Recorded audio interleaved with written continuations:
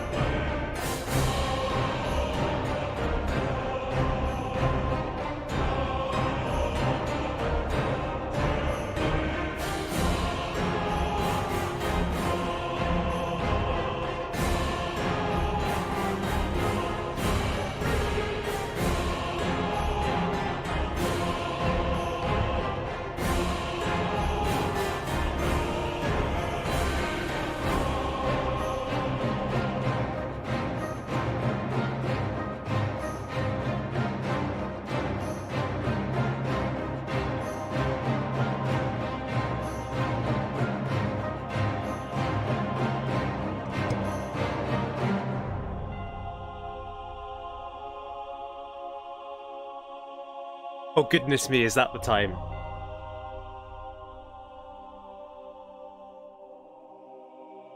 Good evening, ladies and gentlemen, and welcome to session number 4. Let's get rid of this video. Let's bring all this back. Let's get that music back on. Tell me more about the fickleness of China.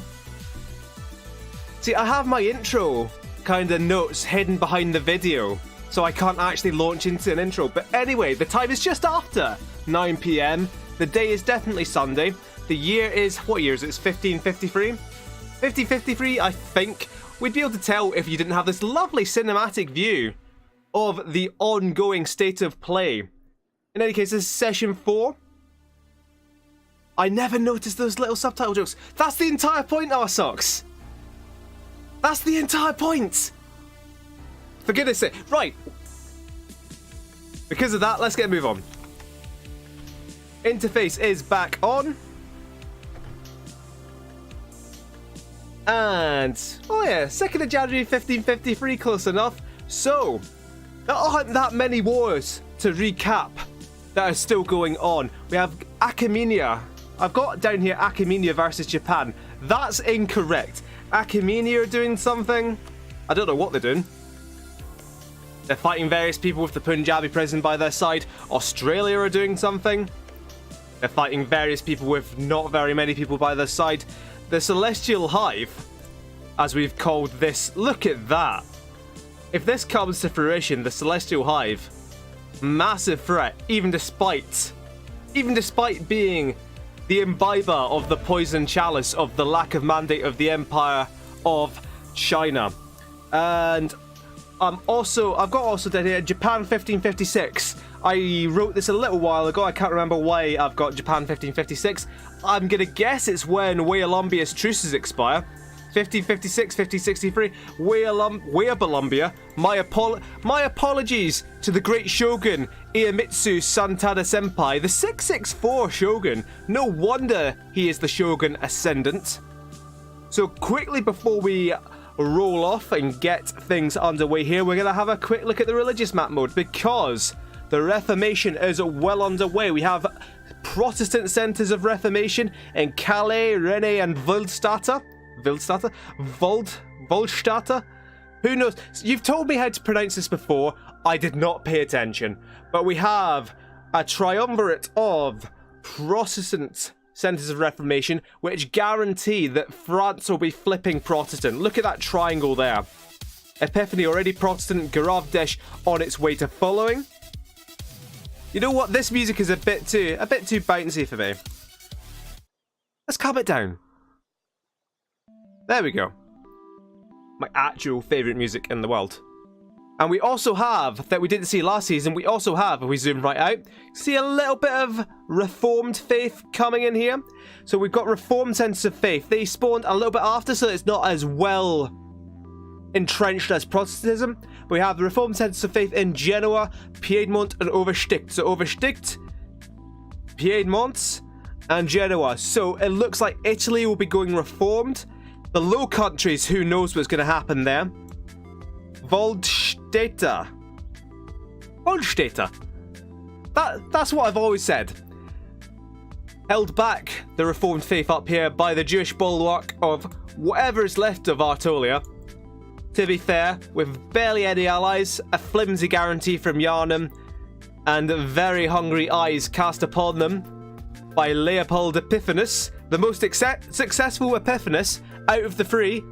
We've got Epiphany, Paragonea, and now having Epiphanes in charge of Rhein-Neckar. Hansa-Reich still just about the Holy Roman Emperor. Who knows for how long. But in any case, I feel like we don't have many people watching. 8 people watching, that's more than enough.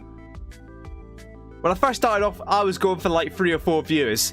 8 viewers, it's not the peak, but it'll do. Let's get rolling. Again, if there's anything you want me to focus on, please just shout it out in the chat. I have got the chat on, right? Because I used to do the thing where I'd go, oh, people are in chat, let's put the chat on. And it was just a piss take. But in any case, we're going to keep trying to look at the wars going on. But this isn't really one we're going to have to really follow, I would guess. The Peyote Khanate, do they even have an army anymore? I don't think so. We'll have various wars in here. I think Nadir Shah. We could even see them go this session. There's Nadir Shah. Well, they are allied with Mahasada. But they are a tributary state of Gyanlin.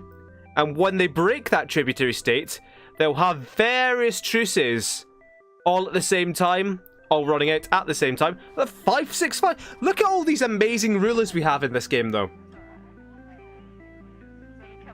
Of course, Serene Doge Garina Borromeo. He's a bit of a... not so much. You know what? I didn't... this is a war that's been, I think, declared since we started the game. 24 war score already for the Tributaries against Batanarchia for their navy just blockading Sicily and Malta. The Tributaries, have they brought anyone with them? Are they against anyone else? Nope, Tributaries just beating up on the last of the animists inside Europe. God, my voice is going already. It's not a good time. So that's a Yarnam army over in the delegation. Oh no, I remember this. Remember, the Yarnam army. A bit like the Barmy army. The Yarnam army got trapped over there. They literally can't remove their troops until the next war, which probably isn't long in coming. The New Nero Empire, of course, not so much betrayed by Epiphany, so much as useless and unable to help themselves.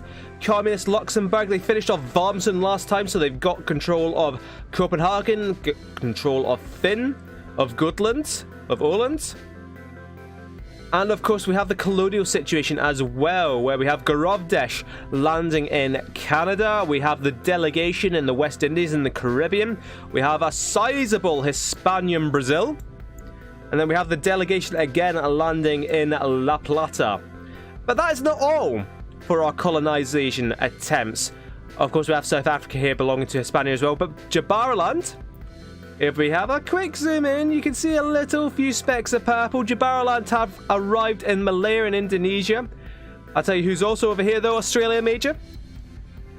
Finishing up their war, just kind of diving down into the Malacca trade node. That's where they really want to be, because Siam can only drain out to Malacca. So the more control Australia Major gets of Malacca, the less trade escapes. The Peyote Khanates, if we have a quick look at this, the total war score for all their provinces is 136%. And this is just... oh, it's a crusade?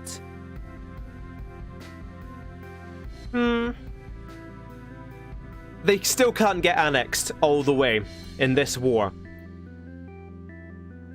Unless, of course, the Hive were to take their own little stretch of land first and leave the Celestial Entente to eat up all the rest. The tributaries already done. Already finished. They just want their foothold in Messina. It's a 17 dev province. I think they took Calabria as well. They didn't want too much. They're leaving more of Batnarchia just to eat up later. A sensible notion. But that's recommended nutritional information. You eat little and often. Little and often. An alliance between Jabaraland and the Punjabi Prison. I've got no idea how that's going to come into play, but maybe Mother Base need to look out. Because Punjabi Prison can actually build claims on Muscat and the surroundings. Have they done that already? They haven't, but they could. But they could. Chat is looking properly deserted. Athens are invading Kildare. Or are they? Castaigne have attacked Macedonia. This looks like it could be a big one. That's ambitious. That's really, really ambitious. You can't fault the ambition there from Castaigne, because it's Castaigne. Is it Castaigne? Yeah, they've attacked Athens. And Athens are, you know... They're pretty well connected. They've been sitting here doing nothing. And they've got a decent Allia Nostra road. Never mind the leader in this game. The tributaries, Communist Luxembourg, and all they have on their side is Kildare. It's, oh god, Kildare getting swamped as well. They don't have that many forts to withhold, to hold back the Italian... the perfidious Italian. What are the Separatists in Sierra? The Separatists in Sierra, they are just a kind of a random one. Manduan Separatists. I don't know who that's going to produce, should the Separatists fully take hold. But they are going for the Punjabi Prison as well. Nicosonia did not defend their Athenian brothers. Well, they've had a truce with Nicosonia for 3 years now. Which said, well... that means to me that the treaty was cancelled 3 years ago. A 5-year truce. So whether it's... yeah, I think Nicosonia... I think Athens likely cancelled on Nicosonia. And indeed... ooh. Nicosonia... I suppose allied with Hispania and Lagofia. So, they don't really need... Big Brother's protection, or rather Little Brother's protection. Who knows? So I saw some exiled troops there. Surely nobody's been knocked out already. No, I don't know who those exiled troops were. Artolian Separatists, 30,000 Artolian Separatists here in the midst of a Rhine-Neckar. Where's the Rhine-Neckar army? Oh, there's a Rhine-Neckar army. 37k going in against 30. That should be an easy victory when they actually arrive. And those Separatists shut down. They're back over here. So Castaigne, I think, are very much on their way out. Because who else have they got if they get attacked here? They've got Ganja, they've got Kildare, they've got Maragare. But Kildare are getting occupied, so Aydin are going to be eyeing this up. Aydin with Teshuva, Basra, Al-Wahat, Sharazor. And you have to imagine that Aydin will at the very least want the rest of Anatolia, if not crossing over into Constantinople. I kind of hope Athens just rolls over and calls it Constantinople. Just so I can have an easier time pronouncing things. So Achaemenia, their war is over for now. And as for what they took this entire border. They took this border over here as well, expanding at Pacer Achaemenia. A true old-style Persian empire. Tributaries maybe knocked out someone to the east? I don't think so. I mean, they're certainly gonna knock out Kildare. I've been very impressed with the tributaries, in all honesty, because obviously they had a really good start in terms of income. They had majority control of the Venice trade node, but they're a merchant republic. They're not warriors. I don't even think they have many decent ideas. No, infantry combat ability, that's not too bad. But they're all about mercenaries. If we jumped into the tributaries, would we see a load of mercenaries? Interesting. There is a war here. It's the leftist conquest of Brittany. Interesting. Who is protecting Brittany? So Rhine-Neckar allied with Brittany. Who? Very interesting. So Rhine-Neckar have...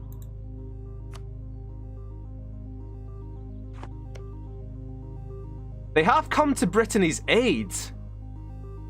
But how much damage are they actually going to do against the Tolerant Left? The Tolerant Left have complete naval superiority for obvious reasons. And they do like their naval invasions. And if Rhine-Neckar don't get access for Epiphany, then this could be a complete killer blow to Epiphany. If they've wanted Brittany for so long, there's a whole mass mobilization on behalf of Rhine-Neckar there. Now again, no armies marching through France to get to Brittany. And another mass mobilization on behalf of the Tolerant Left. Who needs boats anyway? Well, the Tolerant Left, they're just shipping over like 1,000 troops at once because they can. Epiphany now paying their troops. Are Epiphany looking at jumping in? I mean, if they could get Garavdesh, it would really be Garavdesh, their only notable ally, to jump in on either Rhine-Neckar. Well, I suppose, oh, you don't want to jump in on Rhine-Neckar though. The tributaries, Hansareich. Who's Holy Roman Emperor nowadays? Still Hansareich. But yeah, this is a war that's majorly backfired on Castaigne. The Shardam, the Beylik. Constantinople is down. What do Athens actually want? You know what? That would make some quite nice borders, honestly. They just kind of cut off at the top of Bulgaria. They take Vidin, Sofia. Well, that is all Bulgaria. Philippe, Hercules. The tributaries are over in Anatolia. That naval superiority. Oh, what I'll quickly show you is I'll show you who needs boats. So, a recent AI update. You know what? I won't go into the tributaries to show you this. I'll show you this. This is what I found when looking at the save game. The AI can go over its naval force limit if it has the money to pay for it. And tributaries have money to burn. Their force limit is 68. They have 111 total boats. They have the biggest Mediterranean fleet. They have nearly the biggest trade fleet. And they've got heavy ships as well. You know, a fearsome sight. Tributaries really in the spirit of Venice, ruling everything in sight. But in any case, this war is over and Castaigne have really shot themselves in the foot. Interestingly, we'll go back to that, but I've just noticed that Rhine-Neckar do now have military access to Epiphany. And they are waiting just outside Brittany for any more landed armies. I think they might have defeated that last one. Which means the new Nero Empire of their 14k troops might be looking on in interest. But anyway, let's just cut back to here. A huge chunk of Castaigne is gone, not Constantinople itself. But you have to think that that is game over for the Shardom of Castaigne.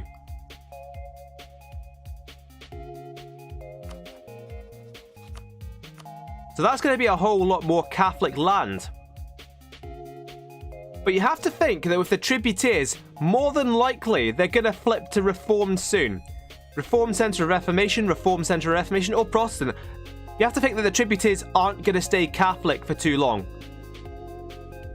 I know unthinkable that Roma might turn its head from Catholicism. We've got Reformed Zealots in Hansereich. We've got Protestant Zealots in Hansereich as well. I think they're going through some religious turmoil. Yeah, it's not a good look for the Emperor of Holy Rome. Gorovdesh, have they flipped to Protestant? They have. That, woof. That is a full-looking Protestant France. So Gorovdesh and Epiphany may well be joined at the hip from now on. We wondered if the Reformation would be the thing to split the two Frances, but it might just bring them close together. Although if it were to split up Gorovdesh and Hispania, and the United France has a look at taking out United Spain. So this is a conquest of Armor. So while this province remains untaken by the tolerant left, that war score will continue to tick until it hits -25. They'll keep those blockades. The war exhaustion will be mounting on Brittany, but they won't have the war score unless they take that province. You can see Rhine-Neckar and Brittany's armies just awaiting any landing party. This would be the time for anyone to hit Rhine-Neckar or one of Rhine-Neckar's allies. For example, if you are Communist Luxembourg and you could bring in Hispania and Athens, now could be a great time to hit Hansereich. So Teshuva was somewhat forgotten about, as were Apuria. Let's have a quick look at Apuria though. I think they've just been remembered. Tver have attacked Kildare. And I think Kildare have no friends left. And Tver are just going to partition it with Apuria. I think this could properly be curtains for Kildare. Allied only to Kazimov, that tiny green speck, otherwise eaten by Lagofia. They have masses of truces. The one I'm interested in is there isn't a truce with Lagofia. Lagofia, with its masses of allies, you have to expect Lagofia will be quite close in behind Tver. But in Tver as well, Tver, not... Thanks to institutions, they're not a great power, but they have a massive amount of development, especially the former Muscovy lands. Or rather, the alternate universe. That's what I meant. Universe Muscovy lands. Hansereich continuing to die, but let's have a quick look over here. I said look out in 1556. And what can I say? Weabolumbia going in for the kill on Paragonea, I think, first of all. And it is Paragonea alone. Weabolumbia have brought in the hive with them. Talk about overkill. That's Weabolumbia. I think they're actually going to be able to fully unite Japan under the banner of the fetishists. Did Tver expand into communist Luxembourg? Did they? They did. They absolutely did. A war has been lost at some point. And I think it's only White Karelia that's been lost. That is still a core, at least, of communist Luxembourg. Though if they have a claim on Ladoga, did they have Neva before? And Tver just punching their way to the Baltic Sea.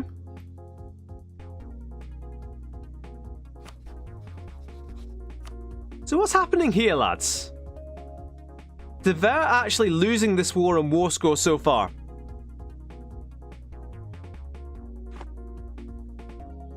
There's the Hansereich army just about matching arms with its religious rebels. And there we go, the war score mounting up for the tolerant left. They've actually got -17 from battles when they have landed. Rhein-Neckar have just decimated them.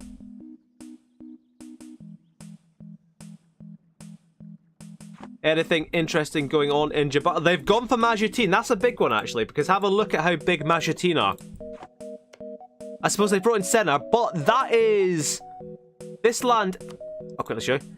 There's a bit more developed land around here. This is just desert, highland, steppes, mountains. Not very useful. Although 26 development in Soba, that's not bad. The Majeerteen are a fearsome... Could be a potential fearsome force. There's a reason that Mother Base haven't come after them. But Jabariland are a lot more confident. Although, that said, look at these separatists just weaving their way over there.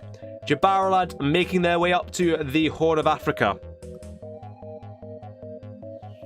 Australia Major now. Really pushing into Malacca. And meanwhile, anything going on over here? Nadeshire still a tributary state of Gyanlane. Not much going on there, really. Kildare, you have to expect will start losing at some point. They've actually slipped from their republic into a dictatorship as well under Protector Trifon Churov. Alliances in Asia. I'll have a look just in a wee second. Oh, Corsican separatists. Why are they Corsican separatists? Why aren't they Varmson separatists? Varmson considers to be a core province. Should have absolutely been Varmson separatists. Corsican separatists. My eye. Some troops being paid around here. We don't yet know what for. But alliances in Asia. So for Australia Major specifically, have an alliance with Mahasada. That is 64k there from Shambhala alone. Just stacking up. Is this... What is this? To be fair, it is a farmland, but it's a tropical farmland. Which kills the supply limit. That's massive attrition there from Shambhala. You could understand if they were about to fight a war. Would they be fighting Gyanlane? They're allied with Gyanlane. Would they be fighting Kush? Tributary state of Mahasada? Potentially. Would they be fighting Mahasada himself? No. What on earth was Shambhala doing? Anyway, a quick flip through the alliances. What I noticed actually is Camelot were protecting Ciara. They're allied, married with, and warned by Camelot. Allied with Gyanlane, Shambhala. Now they sure have they fought their way out of this weird diplomatic situation? Well, I suppose they're kind of protected by Gyanlane, but not really in effect. Mahasada remain allied with them, Australia Major. They don't really need allies, honestly, because who's going to come for them? Shambhala might come for them, but Shambhala would die. Look at this impressive fighting force we have down the whatever part of the peninsula this is. Celestial Entente, as we said earlier, joined at the hip with the Hive. We're Columbia now, also allied to the Hive. They have a variety of cores throughout China, throughout Korea. The Peyote Khanate, look at what they used to be. Jagoris, Mahasada, Achaemenia, and not Alaska. Anyone I've missed? The Punjabi Prison, yeah, but who cares? Tally-ho. Desh. So Desh broke free, and that's Desh in there. Bit of a risky alliance for that. Punjabi Prison, Achaemenia, the Hive. That's two decent alliances, honestly. But anyway. This war continues plodding on. It would have been a war that worked if neither side had access through Epiphany. And I'd be prepared to bet that Epiphany don't have access. They haven't given access to Rhein-Neckar. I bet they'd give it. Yeah, this is the tolerant left that have requested access from Epiphany, and that's been what's let Rhein-Neckar through. So if the tolerant left could just revoke that at will. They probably couldn't with a Rhein-Neckar army standing in there. They're their own downfall there. Shia zealots. That's quite a hefty amount of Shia zealots as well. Sharazor have actually grown quite large. Is that all Sharazor? No, it's just... I thought that was all Sharazor, but it's Arthur, Sharazor, Ganja, and they all look pretty similar. So a big chunk of Majeerteen going towards Jabariland, and that'll include Mogadishu. So they'll be getting a good chunk of that Gulf of Aden trade going directly into Zanzibar, which they will dominate. Come on, just take out Sakalava. Easy. Jews in Kildare. Come the shouts from chat. Heilig conquest of Brest. So it's Kildare against Heilig Mulches alone. But they're too busy fighting off Tver. So Heilig Mulches, this could be brilliant. Because they are very much... Heilig Mulches very much down and out. I have a long list of alliances. Well, Lagofia might save them. But Artolia, not worth chatting about. Aporia on a downward slope. Groningen. Oh, Osterode are doing alright for themselves, honestly. Better than Artolia. Kildare took a bite out of Aporia, but that was a little while ago in Prashev. God, imagine if Heilig Mulches took it now. Or did they? Did Kildare actually... I think, yeah, Kildare have knocked out Aporia. I think that was already there before, but they had, like, a province around here.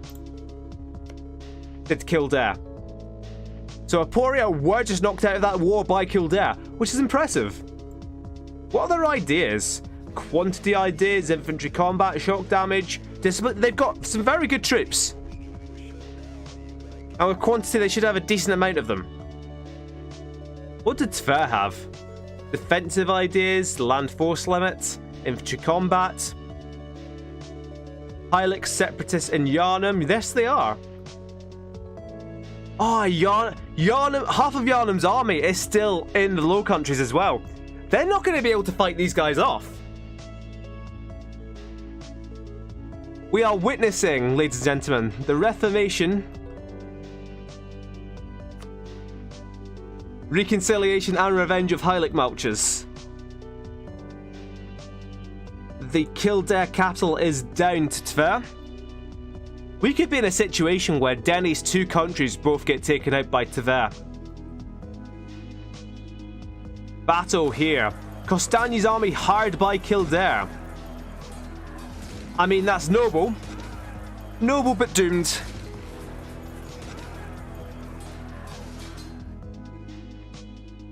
Again, we've got... Wait, did it... The tributaries...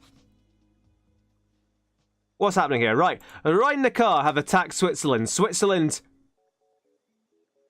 have somehow been allowed to go on with their amazing ideas, their amazing leaders.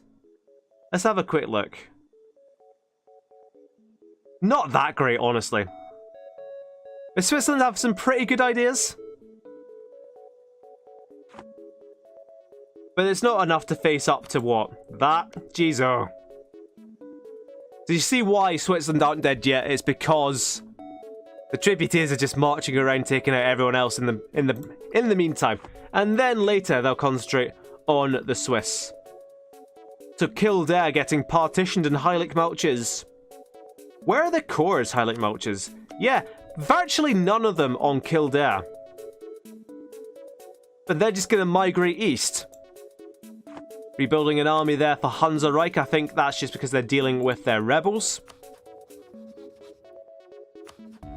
What's it looking like for the Protestants? It's going better and better and better. Although, here we go, the delegation have gone Reformed and not Protestant. So who else is going to go Protestant? Probably not Hispania. Look at this. Completely clean Hispanic lands.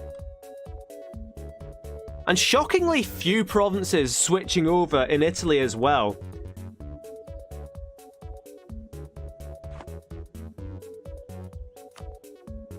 Shia zealots really ruling the roost here in Athens. Are Athens at war? No, then where's their army? Am I just completely missing it? Is their army trapped somewhere? Who could tell?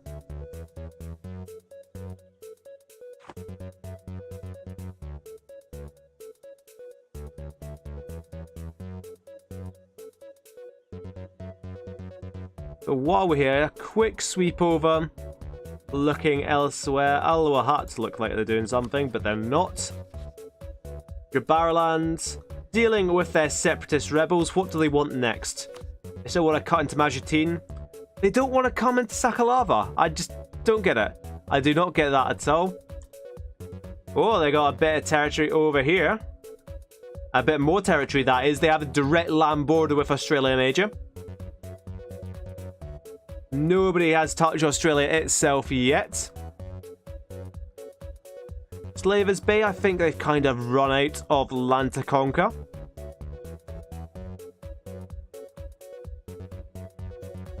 We'll just have a quick look up the coast. Anything new around here? Not really. Hispania have landed in Canada, though.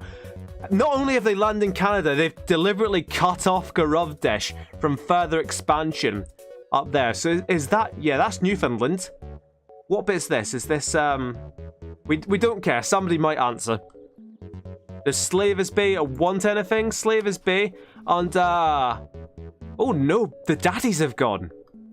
But Slavers Bay, under the administrator, pretty content to sit back and just build on what they have. Innovative in trade ideas. Reasonable. The Kildare. They've lost out to Tver. And if I could actually get the right map mode, Tver have taken a huge chunk. Kildare split in twain.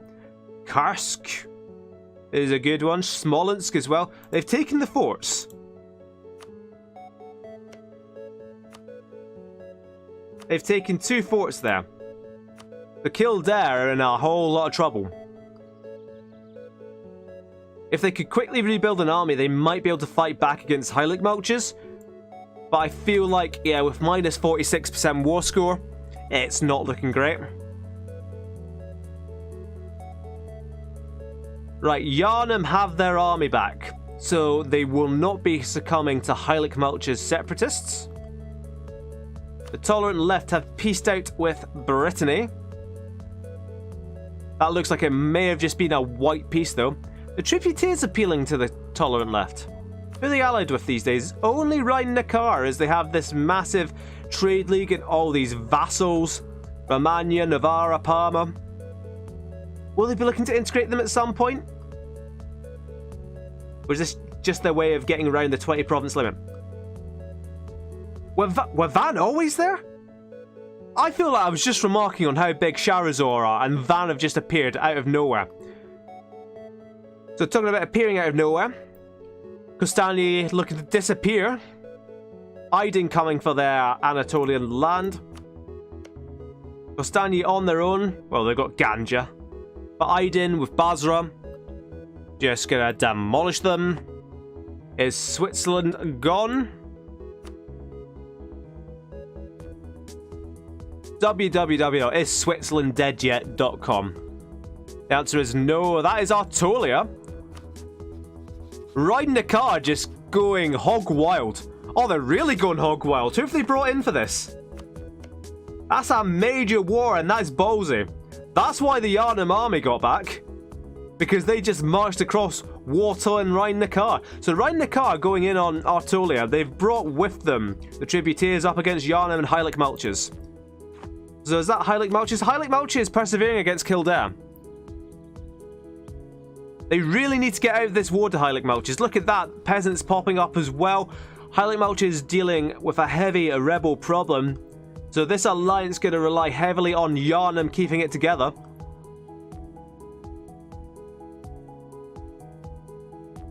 If I was Epiphany, I would be looking very, very closely at taking Brittany the very second that Rhine-Neckar look otherwise engaged. Look at this.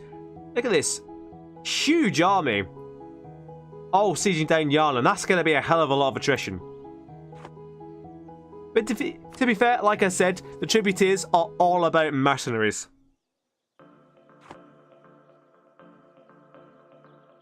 Marching across Hansereich. That means not very much.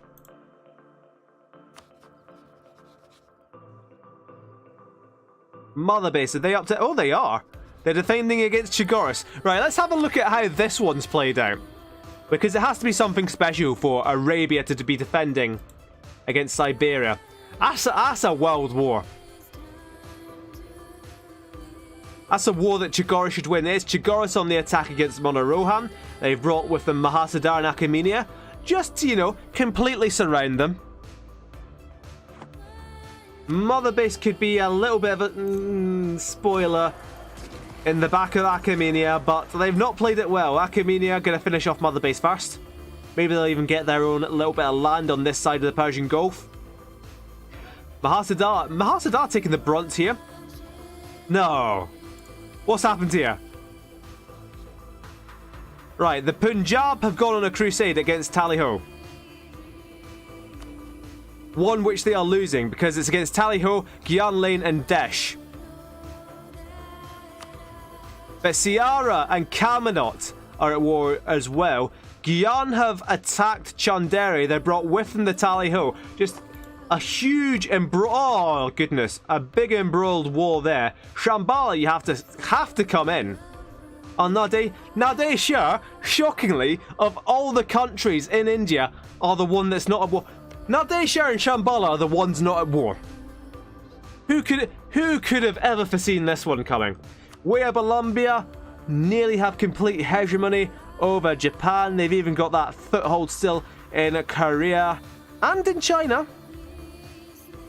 We'll be seeing Imperial Japan before long. Monorohan actually diving deep into Chigoris. Where's the Chigoris army? It's just all over the place. But here's where a whole heap of action's happening. Hispania with Queen Agnes Revanche, the 665. Just staying out of it. Just being a colonist. But Rhein-Neckar under Rolf von Hochsburg, the militarist.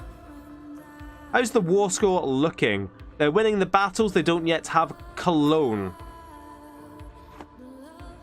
Switzerland, I note, still alive. I think what happened there is that Rhein-Neckar must have just peaced out when they embarked on this huge war. But still, even now, Heiligmalch is getting pushed back by rebels, pushed back by Kildare, and they refuse to peace out of this war. Yep, indeed, that is a 40k rebel stack of Protestants.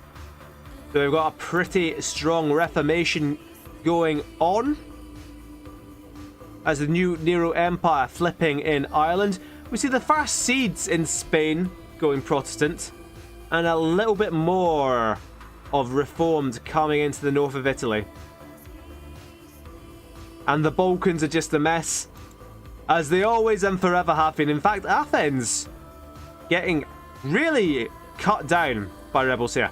Aydin have actually managed to cross the Sea of Marmara and have taken Constantinople. Right, Heiligmalches, they are out. They've taken one province from Kildare. And now they might actually focus on helping their friends. The focus here for Rhein-Neckar are getting Yarnum out as quickly as possible. And it looks like that's what they're doing. Minus 90, they've got their capital. Prague is down. There we go. Yarnum have expanded in the wrong direction here. They need to kind of expand down this way to protect Prague. That is just a big old 43k stack from the tributaries coming in to crush Artolia. Lagofia being quiet today. Did they betray Monorohan there? They may well have betrayed Monorohan and left it to its fate. Yanlin is not looking too good for them, honestly. What ideas? They've got offensive ideas, but they've got nothing in. Oh, they've got their artillery combat ability. So watch out for that artillery from Gyanlane. Kamanot may have played a blinder here, because I thought it was a bit weird they allied with Ciara, who I think should still be behind Yeah, they're still massively behind on tech, starting as they did, remember. This is where Ciara started. And through various trickery, they've ended up over here. They've ended up allied to Camelot. I thought it was a mistake, and they're actually doing pretty well for themselves. Indeed, they're paying them to stay alive. Now, they sure just can't believe their luck. They need to break Tributary now if Gyan lane an attack.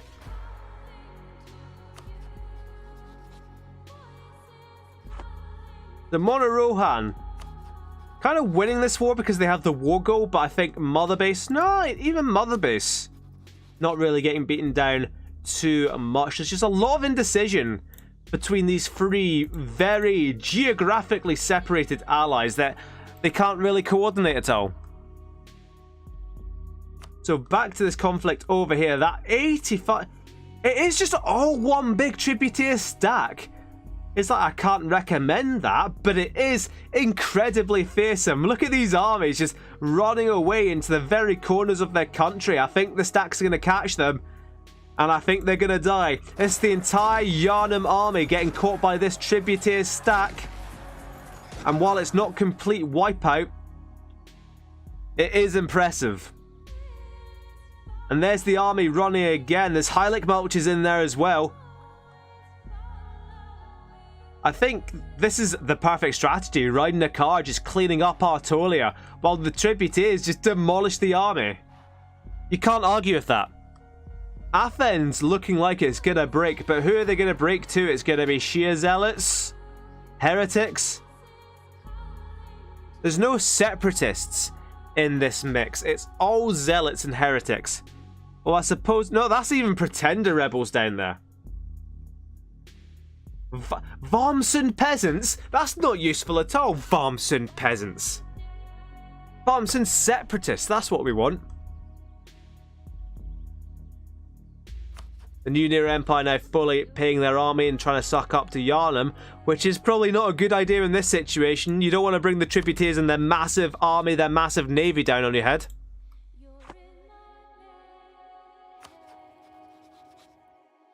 Hispania with a lot of armies back. Around Teshuva, around Valencia. Valencia now allied to Hansareich, which is very disappointing to me as a fan of Hansareich and as a fan of Emperor Alois von Kamicia, though I suppose there is a revanche on the throne of Valencia. Raphael revanche, that is actually the leadership of Vanguard. So Aiden, they'll have a positive war score here, but they won't. Oh, 80%? I thought they were hesitating because they couldn't get to Carpathia.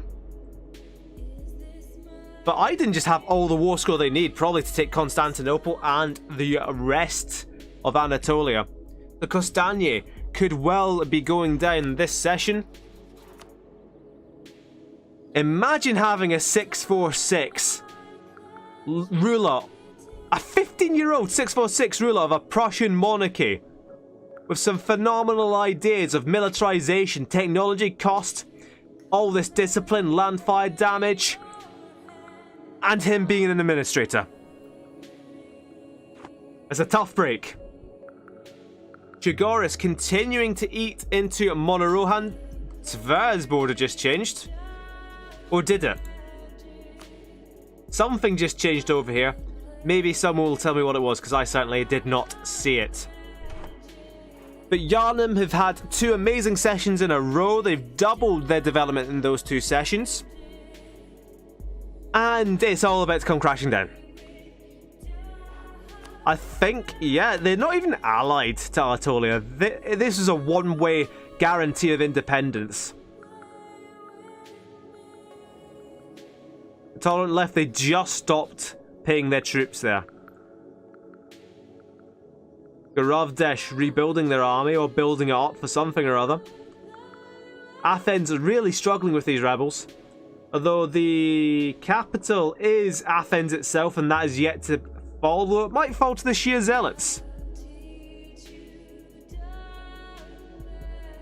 Yharnam being swarmed.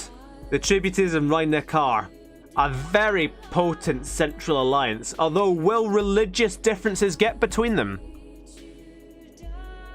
We can see Protestantism kind of taking seed in Rhine-Neckar, as it kind of famously did, I guess. And then Reformed kind of worming its way into Italy.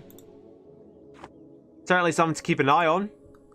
We're not at the point yet of... Oh, we are! So let's have a quick pause here, because the League War could kick off at any moment, and it's very reassuring for leaders of the Catholic League like Hansereich to see the new Nero. No.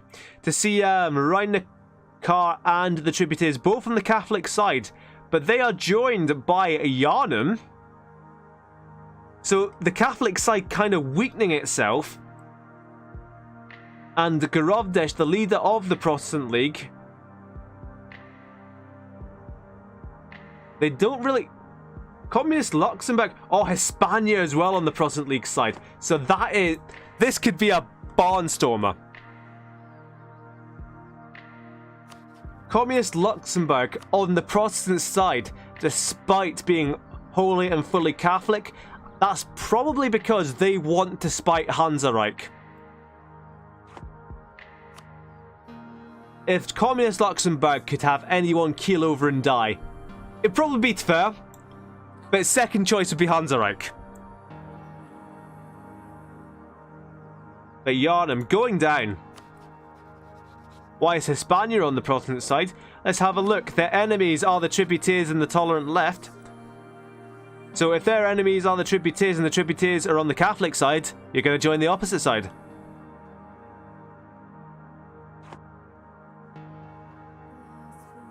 Still nothing in the United States, nothing in Mexico. We have Delegation La Plata, its own colonial nation now. The Falklands, Malvinas sont Hispania.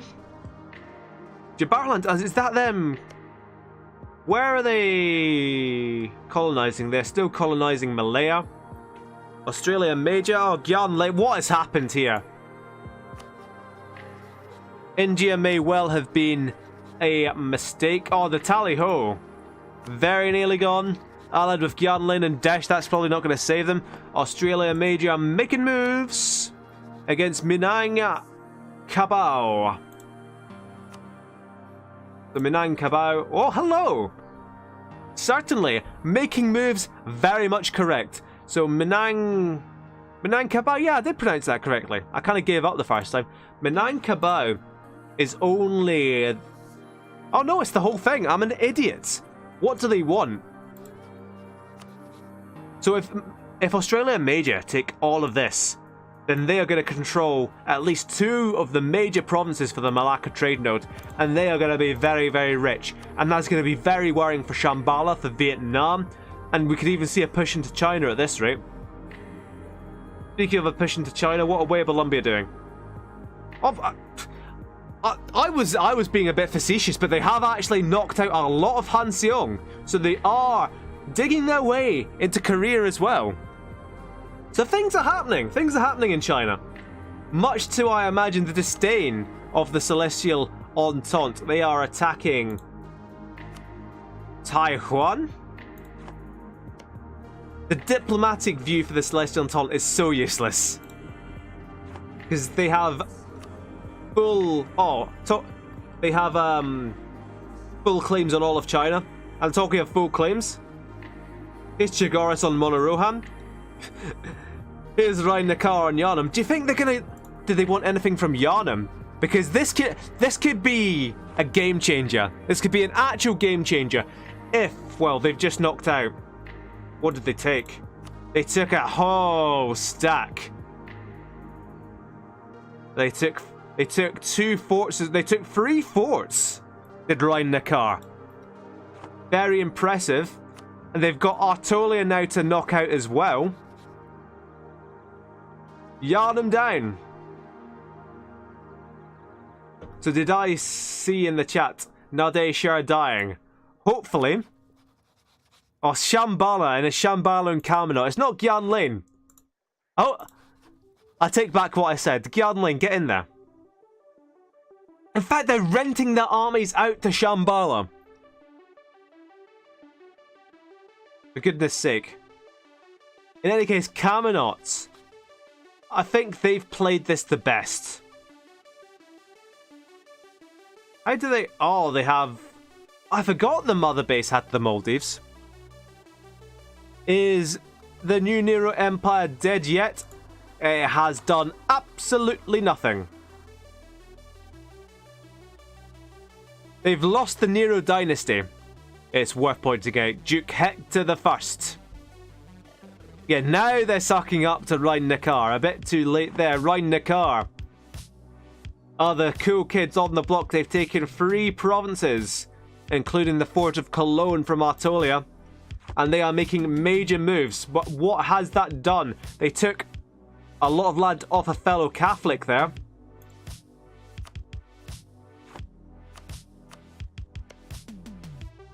And that hasn't impressed the Catholic world. The potential for coalitions here. Between Hansareich, Janum, the minor countries around here. Even the Tributae is not too happy with them, because that was a huge chunk of land. But I suppose Sulla's, you know, he's very much used to aggressive expansion within the Holy Roman Empire.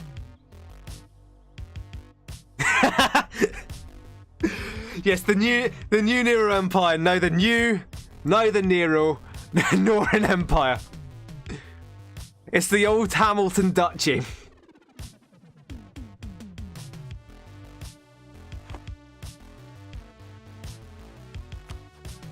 Legothius Truce is just about running out here.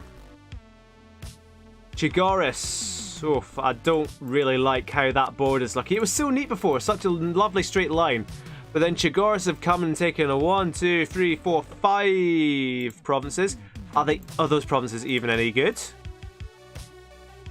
Yeah, 18. 18 development in the steppes? Why is that 18 development? Has it always been 18 development? Is that Kazan? I think that's Kazan actually. It was always 18 development. Some decent provinces taken there by Chigoris. Look at that from Rhine Neckar, jumping all the way up to 2nd place, above the Tributaes, just because the Tributaes haven't embraced the printing press. Chigoris sticking in there. Slavis Bay, though, they still haven't embraced the Renaissance. Yeah, I saw this earlier. The Renaissance has made its way all around the world. Colonial... Have...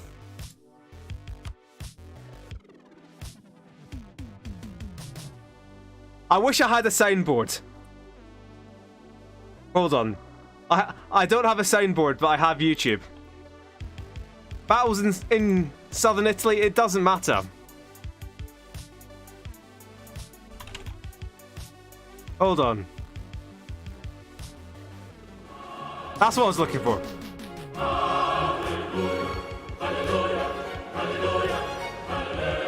Anyway, battles in southern Italy.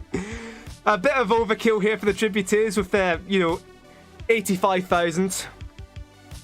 I imagine this is just the finishing off of Batnarchia. Yep. All those minor countries in. Romagna, Novara, Parma, of course. The Tributaes of vassals. It looks like they'll be trying to take on Malta as well. Teshuva have lost all their allies. Well, they've got Aydin, and Aydin looking... Aydin didn't take Constantinople. Why? Why did you not take Constantinople? What was even the point? They have completed their ownership over Anatolia. That's fine.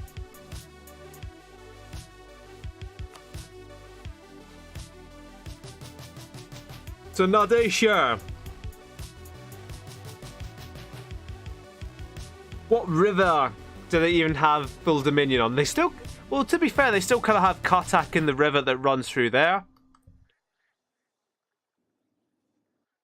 But they lost Golconda some time ago.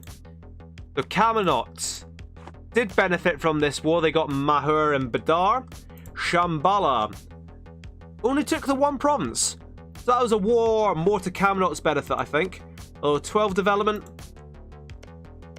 Yeah, Badar is very good.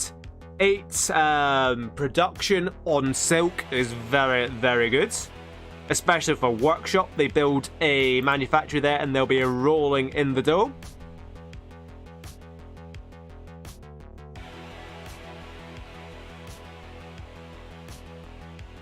I'm very interested in seeing what the Tolerant Left do next, because they've been adventurous.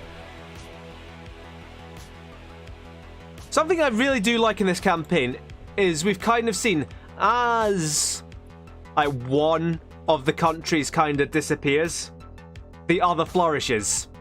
So Rev, Australia Major, and the Basque guys over here, Australia Major, now a fully major power in its own right. We have Solas of Nadeshar, as he's dying in India. Riding the car flourishing. It's really... Dragi's probably... Well, Tolk, Draghi. I'm trying to think who has neither of the nations doing really well. Larts this session particularly. Glorious the Pawn on its way out, and Yarnum halted by Rhein Neckar. Anyone in coalition against them yet? No. Rhein Neckar allied of Hansereich. That's what I'd like to see. The delegation have joined in on the Protestant side. So keep an eye out on Europe to see if this kicks off, because we're looking for Garavdesh to declare war on Hansereich.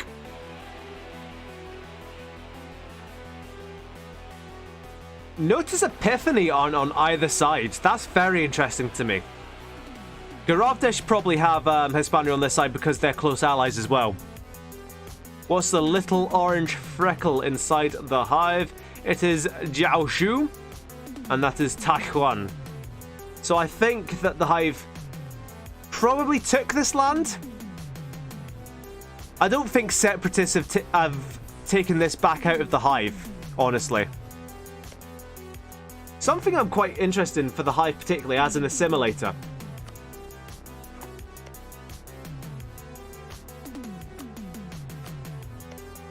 Okay, accepted culture doesn't work unless it's your own country. So I think their main country is Oirat, and we've seen maybe a little expansion of it. But anyway, I digress. Let's get that back to religious form. We need it.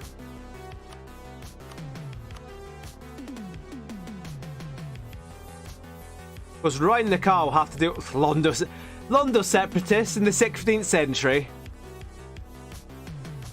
Yeah, they're going to have to deal with a load of separatists on all kind of three main sides of their...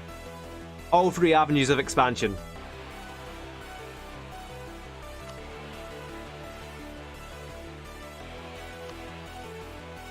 I think the great Protestant hope is that Rhein Neckar or the tributaries get flipped. And if that happens, the Protestants are going to win. In any case, the tributaries have booted Batnarchia out of Sicily, but yet they remain in Malta. Batman will return, or rather Batnarch will return from a secret Batcave in Malta. I was going to say a Maltese city, but I just couldn't remember them. Valletta, or is that Cyprus?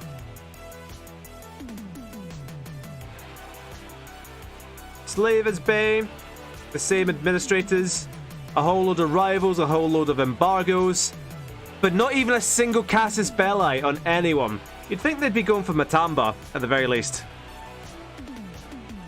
Whereas Jabaraland, their truce is going to be up with Majetin very, very soon. And they have, well, they've got holy war, they've got religious ideas. And they can holy war their way through Majetin, they can do it through Matamba, and they can actually also go for Brunei. Which should be a very interesting one. I think they should go for that. Anyway, Australia Major, they didn't take a huge chunk out of Minangkabau, but they took Malacca. Malacca is a very good province for many reasons. It's spices, it's got good development, and it's most importantly the centre of trade over here. As I was saying, that Slavers Bay got a casus belli. That's because Jabaraland insulted them. That's not a real casus belli. They're not going to declare war for this. Now I'm going to look away. And we're going to come back and they're going to be at war. No, it was worth a shot.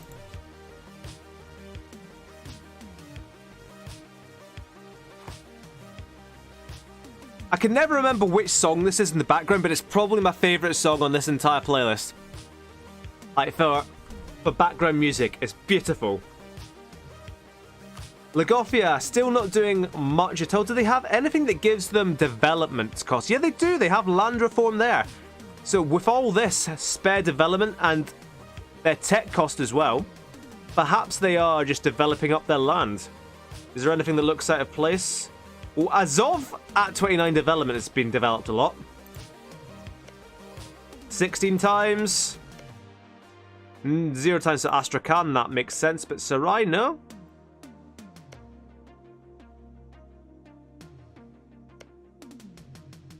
They've really just built up Azov in itself. Who's making the big bucks for trade? Who do we think? I'll throw it open to the chat. Who do we think is actually making the biggest bucks of them all? Oh, look at this as well. Hispania. Hispanic Canada, as it will soon be. Kind of trying to cut off Gorovdesh. But Gorovdesh is kind of still worming their way around to... That's kind of Quebec, isn't it? Gorovdesh, are they... Yeah, Gorovdesh are taking on in a crusade. Toronto? I imagine that's where the name of Toronto came from. How Gorovdesh rivaled with Valencia? That would be a war for them to take on. Oh, hello. Tolerant left allied with Valencia. Interesting. They're making diplomatic moves, if nothing else. Oh, in fact, Hispania have joined them on this crusade. It's kind of a matter of when Hispania overtake the Tributaries, because the Tributaries make all their money out of dominating the Venice node, but you can kind of look at the direction of these arrows, you can see it all comes from the east. And it's all kind of difficult to actually route towards Venice. But whereas the Sevilla node is not an end trade node, and indeed Hispania don't dominate it as much as the Tributaries do theirs, but look at what flows in to the Sevilla node. The answer is absolutely everything in the world, apart from Canada, which is why I'm quite surprised that Hispania are up here, honestly. I'd expect Hispania here, I'd expect Hispania here, and then Hispania to go into Mexico. I'm pretty surprised nobody's gone into Mexico yet. But anyway, let us keep rolling on while we look at income comparison and the totals. So, the Tributaries is actually dominant, which is a bit of a surprise to me. Not just in trade, but in production as well. But I suppose they have taken over the whole of Italy. Hispania up there. But trade-wise, the Tributaries are in a league of their own. Like I said, quite a few times, quite a few sessions. Achaemenia, their trade node is going to be powerful, especially as they spread out and become the Persia they were meant to be. Slavers Bay. Have a look at gold, by the way. Slavers Bay, Jabaraland. All in there. Slavers Bay, I don't hate that they're not going for more expansion just now, because they're making a lot of money. They've got a decent Queen Regent. They've got a decent ruler coming up. If they funnel that money into the good provinces around here, because it's not very well developed, but there's some amazing goods here, like the dyes and the cloth in here. You've obviously got all these gold mines. It could be a real economic powerhouse just by kind of insular isolationism. And then once you're built up and you're less at risk from Hispania by having a better economic base, then you go expanding. I can kind of support that. It isn't that good an idea, I'll be honest, but it's an idea. So, Nicosonia. I feel like we've not really touched upon them today, but they have attacked Urfan, or Urfa, in this War of Honor. Or did Urfa just go, haha, you can't beat me up, I'm allied to Basra, and Nicosonia have just gone, Athens are yet to break. Although, what's their religious map looking like? It's not good. Protestantism taking a root now in Rhein-Neckar.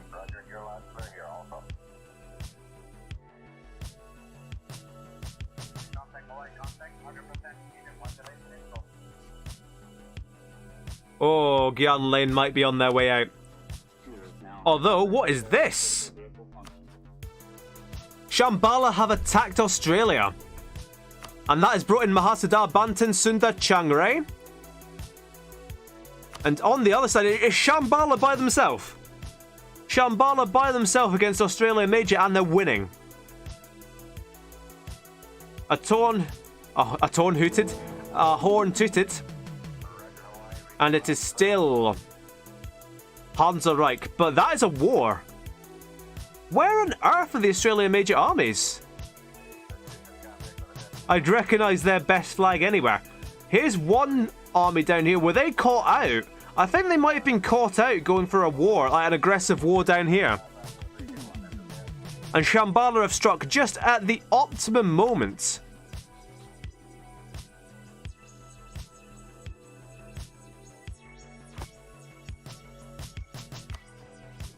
The Hive have attacked Monorohan.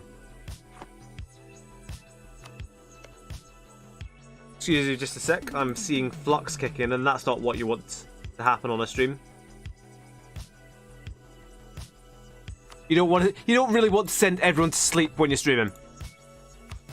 So actually, let's have a look at the diplomatic mode. Let's pull out. Monorohan have been attacked by the Hive and the Punjabi Prison, and Mother Base are in to help them. So Mother Base versus Punjabi Prison. I think Punjabi Prison would win that, but obviously there are a lot more factors that go into it. There's an army in Vietnam, or rather there was. Here we go. The Australian army is finally back, and they're finally fighting back. Although, they've attacked in the jungle forts, and they're losing.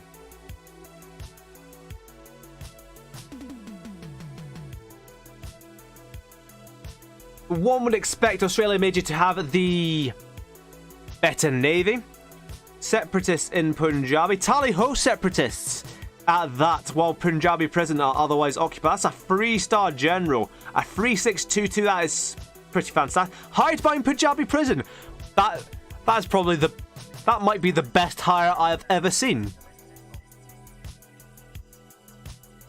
So Achaemenia definitely trying to keep Punjabi Prison afloat there. Reformed zealots in the tributaries is not what the Catholics of the world want to see. Colombia, that is just rebels. They are not going to war yet. Although they don't have a truce with Glorious Nippon. Glorious Nippon are, however, a tributary state of the Celestial Entente, and they perhaps don't want to provoke Chinese wrath. So that is peace. I think Shambhala did a quick hit and run, and they took out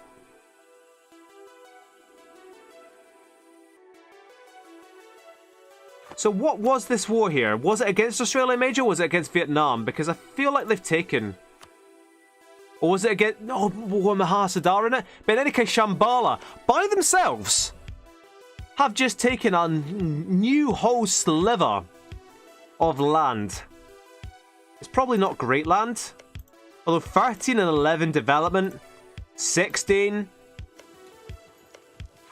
These... I tell a lie, those are some pretty great provinces that Australia Major have just lost.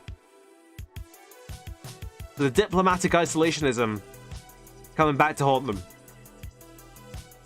Anyway, Punjabi Prison, where are their armies apart from this hired one? What's the Punjabi Prison? Oh yeah, look, it looks like a prison. I remember now. So we've got some around here.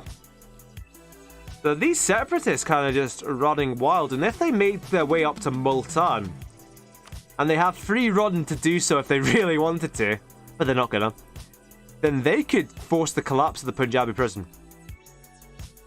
Switzerland, I noticed, still alive. Switzerland, I noticed, still alive and double their size. Did they somehow win that war and take off? Voldestadt? Oh, I've already forgotten.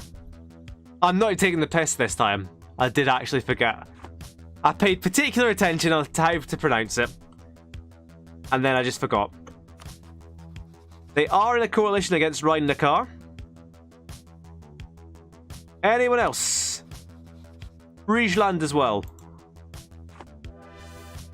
What Voldstadt? Voldstadt? Oh no, it was different, and Solid's did actually like spell it out for me, and I've already forgotten it. But they were the city, the independent city, in the trade league of the Tributaries, much like Bari, much like Pisa were in Lucca. I think they might have gotten rid of most of their trade cities. And yeah, they're annexing a load of their vassals as well.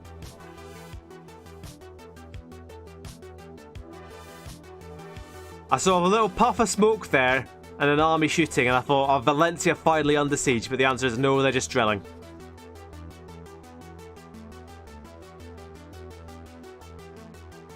So a cheeky little hit and run for Shambhala. Allied with the Punjabi Prison in Camelot. So Gyan Lane now really under the firing line, and Nadir Shah doing a little bit better for themselves. Can the tributaries form Italy? No. No custom nation can form a country via the normal decision process. The only time a custom nation can form a country is if there's kind of a special decision for it, like uniting Japan, which we may well see at some point. Probably not this session, but maybe soon.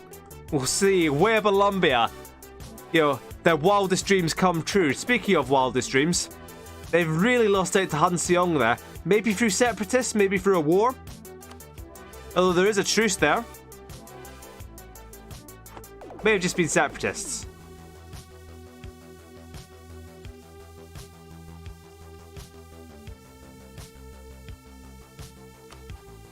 So what next for the tolerant left under Jeremy Mowbray?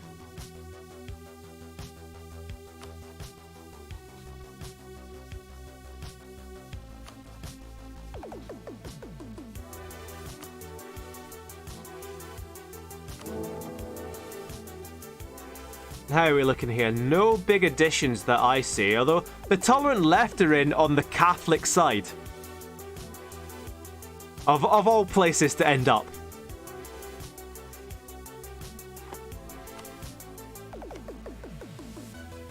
So I suppose they are allied to Valencia, and they do want to kill these Protestants, so that kind of makes sense. But does that not put them on the same side as the New Near Empire? It does.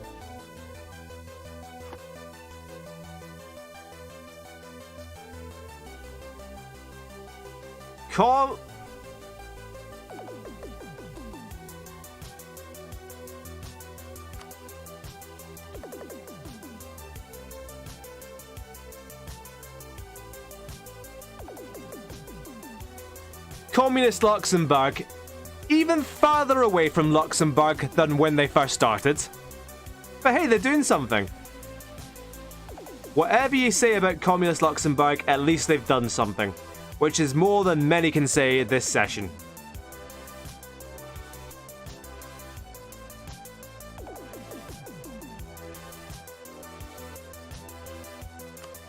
Queen Regent Amita Sekou, a diplomat. And again, still not wanting any extra land. Yep, Garave, Quebec. Hispania and the Lower Acadia.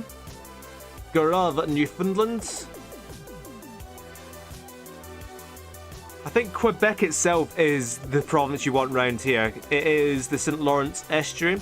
What do you actually want here? You want this province just here. But for that, you have to go through a whole load of tribes to get there. And bless them, Garav, Desh, and Hispania are trying. Hold on.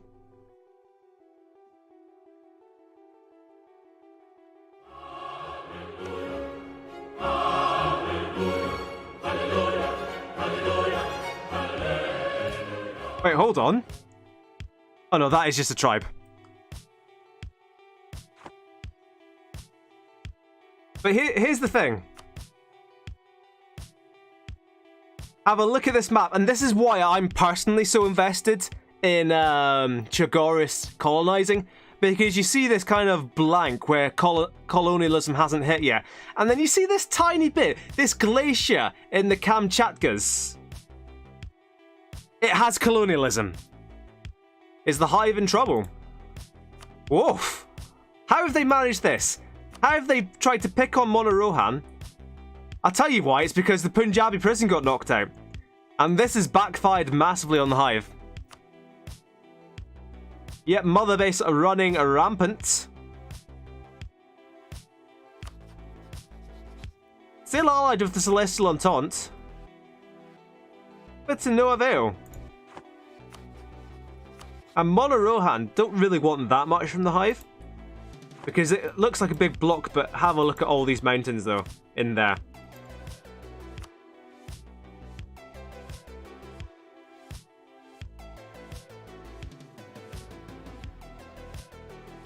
So, again,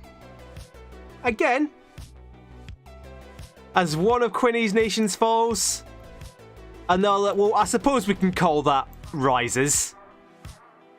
Even though oh, hello?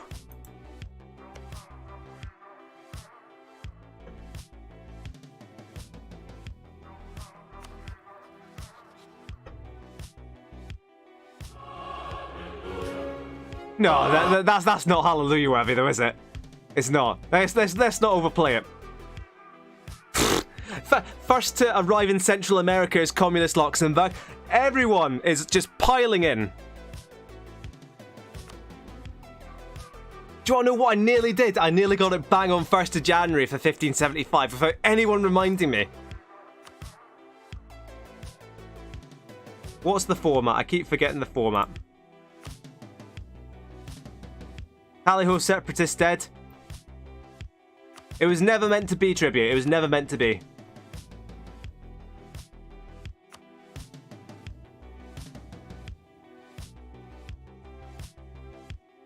Oh, how have the Hive managed this? I imagine this is kind of the remnants of the Punjabi armies.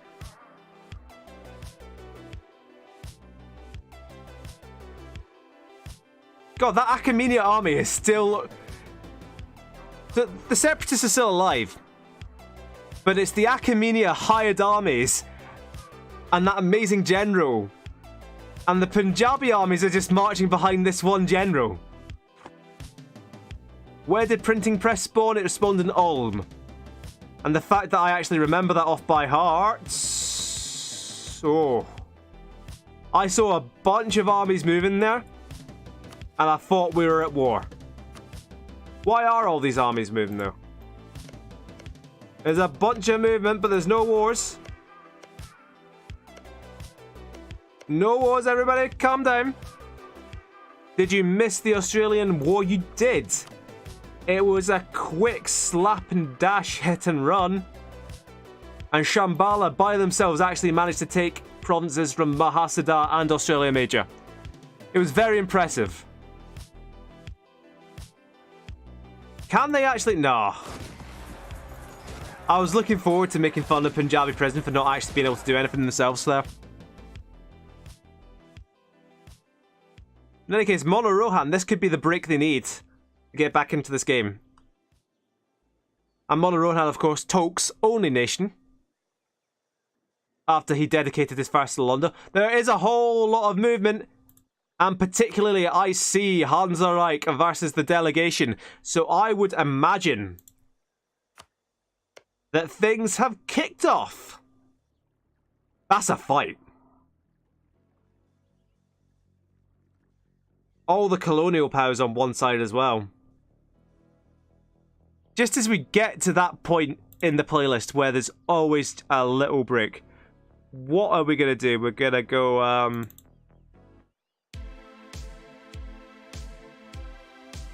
So let's have a look at the final tally of the sides of the Holy Roman Empire. It's a small one.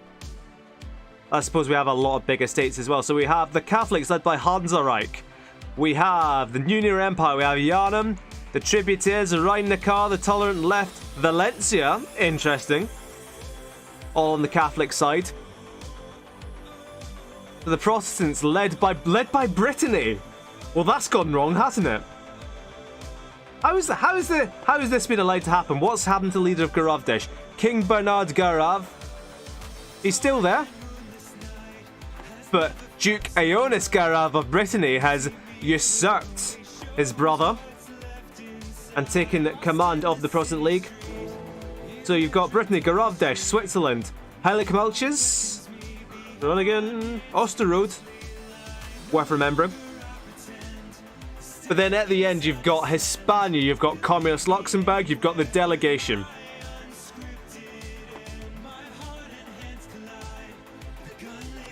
So let's have a quick look at this.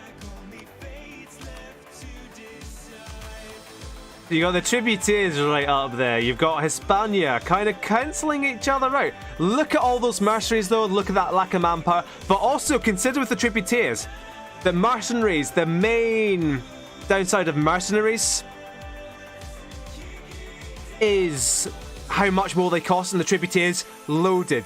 They get mercenary discipline. I think they get mercenary cost reduction as well. Mercenary discipline.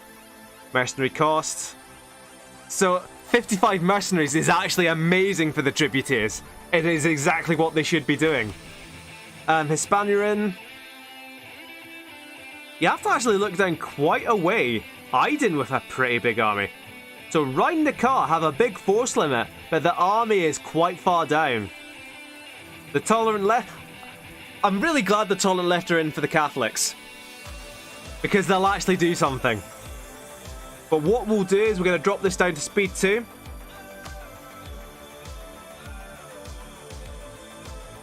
And please shout out to me when you see stuff going on. Like a naval battle there, the Hansereich fleet getting sunk as its armies are thrown off by the delegation. Let's get out of this view for a start.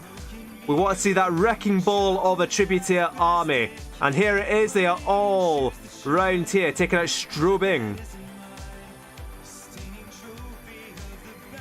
In fact.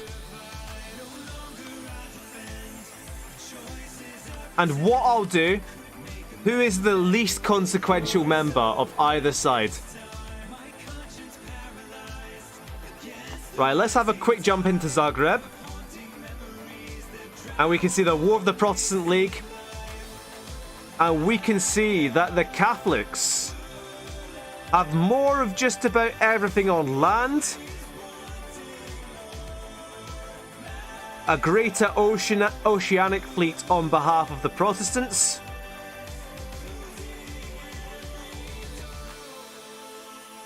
But who brings what? Who brings what?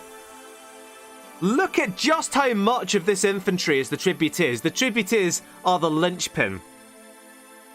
So if these guys, what they need to do, if they focus down the tributaries, they will break. But I'm actually shocked at just how central the tributaries are to this war.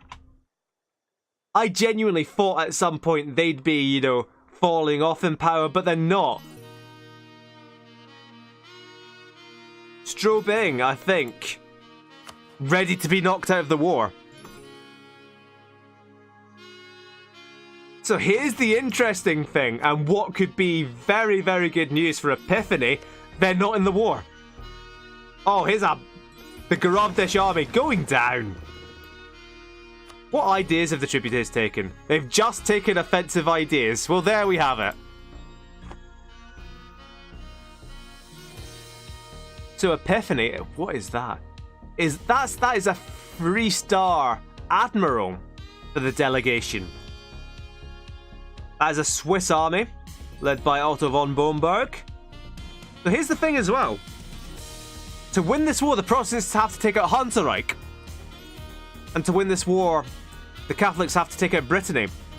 Hansereich is a far more accessible target than the rest, and look at already. Brittany's flag is actually pretty similar to Jabaraland's. Purple with a green circle. We'll have a quick cut away from this, just to look at Jabaraland's flag. Green with a purple circle. If Jabaraland somehow got up in this, I'd be quite happy.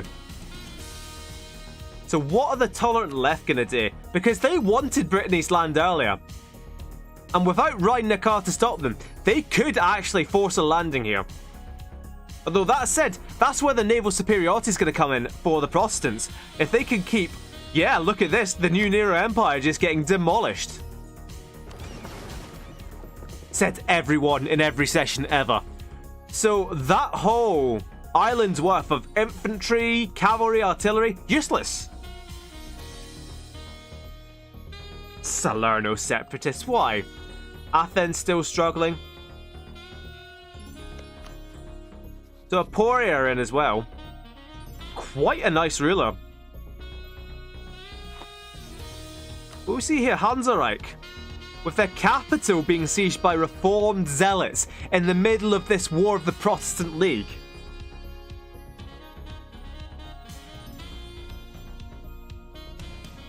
Valencia are going to go down quite quickly, you must imagine, with Garavdesh, especially Hispania. Here's the tributaries, though, taking on the delegation. Terrain penalties for the delegation who have attacked into Hansareich, and the tributaries. God, they've even got reinforcements coming in they didn't even need. Maybe this is how Hansareich finally gets rid of their rebels. They just finally get into a war with the tributaries on their side. Yeah, here we go. This is what we like to see. The capital of the Holy Roman Empire being saved from the Reformation by those good old tributaries.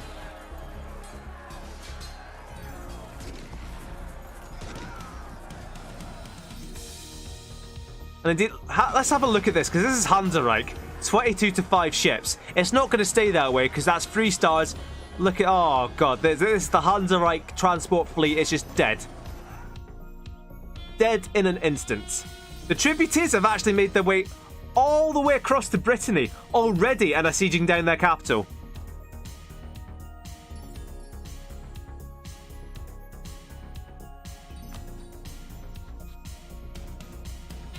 So you can see it's pretty even in terms of blockades, in terms of occupations. But have a look at from 25 battles plus 7 in the favour of the Catholics. I don't even know which side these guys are on. I'm going to assume the wrong side. Heilig Malches are involved in this war, but I think this is a proper civil war that's kicking off as well, with multiple pretender rebels. How did they get changed into an elective monarchy? How has this happened?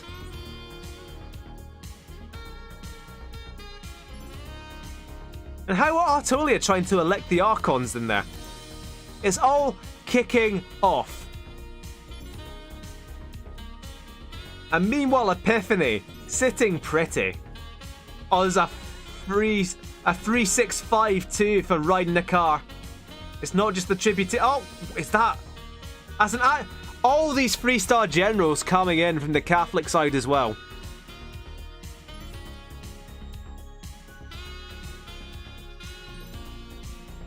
And nobody yet really touching the tributaries. We see Istria down to this Curonier army, but there's 55,000 tributaries just in the next province over. It's not going to last very long. Nicosonia at peace. They've taken a little chunk out of there. There's not... Oh, goodness. So while this was going on, Garavdesh were also at war with Tiononets, or however one would pronounce it. So their armies are stuck over there. Monorohan with making inroads into the Hive. And then we'll come back to this later, because obviously this is where the action is really happening. Hansareich armies for Epiphany. Here's the thing as well, if Epiphany didn't give anyone access, then the Protestants would kind of win the war by default by not being able to get to the capital of the leader of the Protestant League. But as it is, that capital has fallen, though the delegation are attempting to take it back.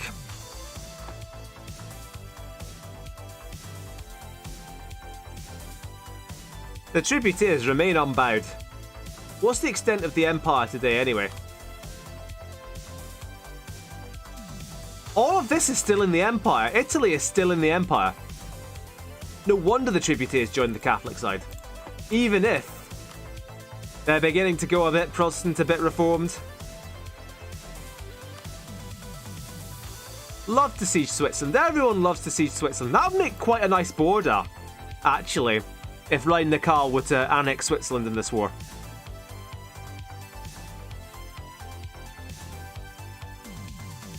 Because here's the thing as well. What are the tributaries actually losing? Because they don't have manpower anyway. They're just a wrecking ball of mercenaries. And that's fine because they're going to maintain their income. Whereas everyone else, that's a big old stack over here, they're going to be losing manpower.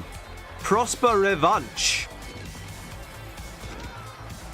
Leader against Queen Agnes Revanche. That's a huge fleet as well. That's just mostly a trade fleet as well, off the coast of the Tolerant Left. It's a huge blockade of the British Isles, actually, with the delegation in Espana. Just cutting off supplies, not letting these armies come forward. Brilliant strategy. The tributaries, what a small tributary army, has been caught by the delegation. You see Luxembourg piling in. What side are they on? But whose side are they on? They're on the tributaries side. They get saved.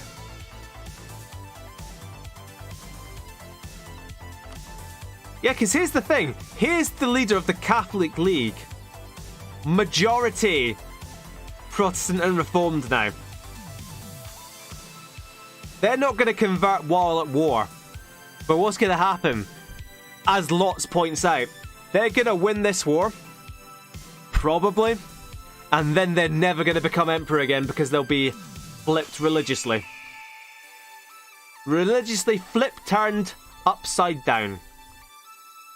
Nicosonia have attacked Al-Wahat, and that brings them against Aydin as well, but they've brought Majeerteen with them.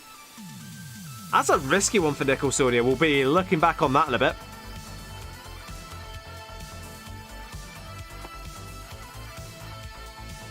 But what we've seen is so powerful in the past campaign is this kind of central core rather than the disparate countries all around. Because look at this. I mean, Apulia, Yarnum, Hansareich, I'm sure their armies are helping as well. But this is kind of a fair fight until you realise that all these armies have all this space to run around in.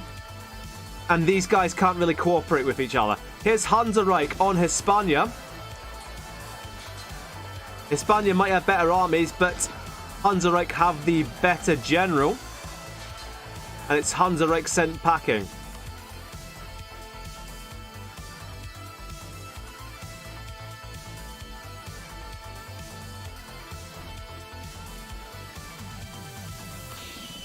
Osterode and Curonia in there. So Curonia, they have lost their capital. You see, this is where Rhein-Neckar are hanging out. Trying to knock out Curonia. And that's kind of what you do in these wars. You knock out all the smaller players as best you can. So that is Luxembourg and the tributaries. It's not just Luxembourg. Don't panic. You didn't just lose to only Luxembourg. So you go around knocking out the smaller players, and then you individually piece out the bigger players who you want bigger chunks of land from. Achaemenia on the prowl. Up against Monorohan, actually. But they've brought Punjabi Prison with them again. Oh, that's... The tributaries caught up in this civil war. I'm not sure it's really going to help out Heilig Mulches too much. If anything, that's just going to prolong the war. Oh, big old battle. Yarnum against Hispania. All these countries that haven't otherwise fought. The tributaries might actually arrive in time to save them. No, they didn't. Or rather, they did, and it was Hispania who ran away.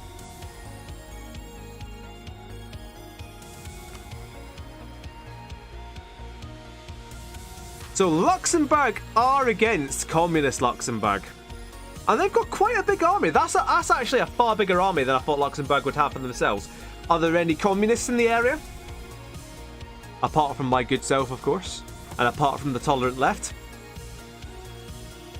I think they always had West March and East March. Where are the communist Luxembourg armies? I last saw them up here, trying to defend Curonia. But yeah, Yarnum untouched, Rhine-Neckar mostly untouched. The Tributaries certainly untouched. But then Garavdesh, a few incursions into Garavland just now. But here's kind of where a lot of the fighting has been focused on for Hispania.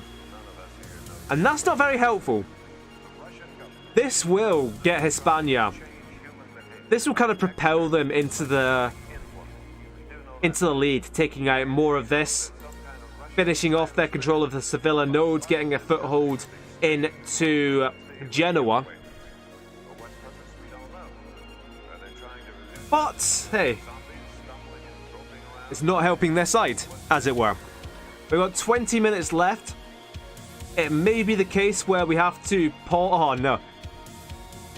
Where we may have to pause with this war in process and then leave for 2 weeks before coming back to join this war in progress. Switzerland fully occupied by Rhine-Neckar.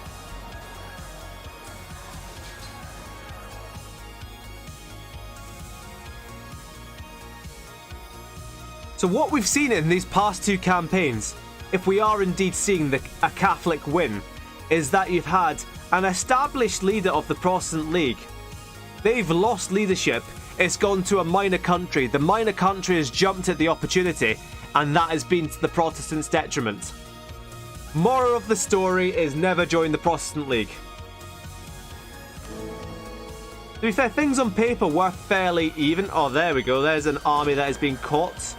Although Hansa-Reich getting the reinforcements in Luxembourg, getting in with the reinforcements in Hispania, kind of caught out there in Flanders. And they are running away, but can they retreat all the way, or are they just gonna... No, they can retreat quite far away. And here's their backup army. They need to get those armies together, form a wrecking ball, and go in and demolish Hansa-Reich, because they can and would do that. Here's the Tributaire army kind of mopping up the Heilig-Malchus civil war. The Salerno separatists have been there for quite some time. Here's Nicholsonia against Aydin. Just the Aydin transport fleet. Swiss separatists getting shut down by the Tributaires. Oof. That's a big old army to get caught by the delegation there. Although the delegation did get in reinforcements. Hispania saved their Dutch brethren. And indeed, it looks like they're actually going to win this battle.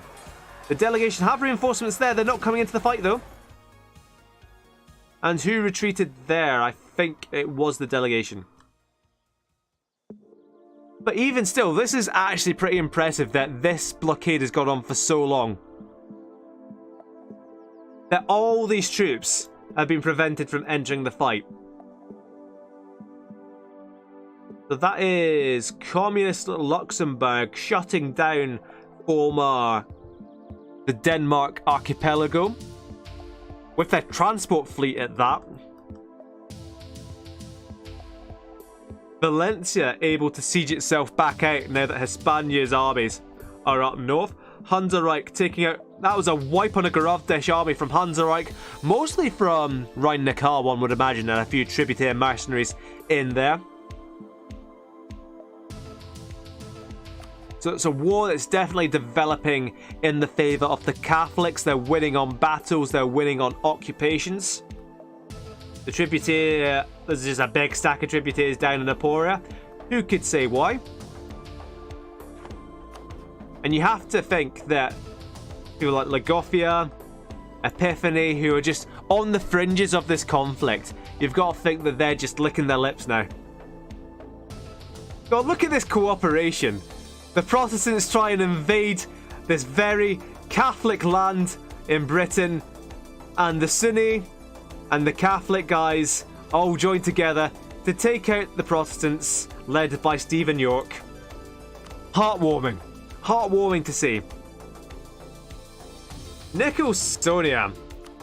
They had one successful kind of jaunt into Basra and Sharazor, and it's come back to haunt them. They've bitten off more than they can chew, maybe. Oh, if that army gets involved, then they're not in a great position, are they? trying to defend Cairo with all their might, but their army is going down, down, and further down. They split up their forces, and that could even be a stack wipe on Nicosonia there. Not quite. Big naval fight. The tolerant left have come out swinging.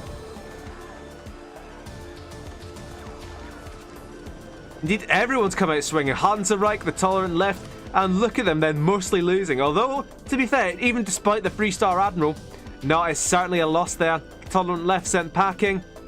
That looked like a kind of coordinated attempt to break out the naval blockade. Very impressive. I mean, doomed.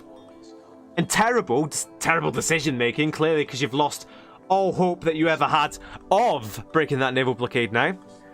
But, you know, impressive to see from the AI. So that is Heilig Mulches going down to Yarnum once again.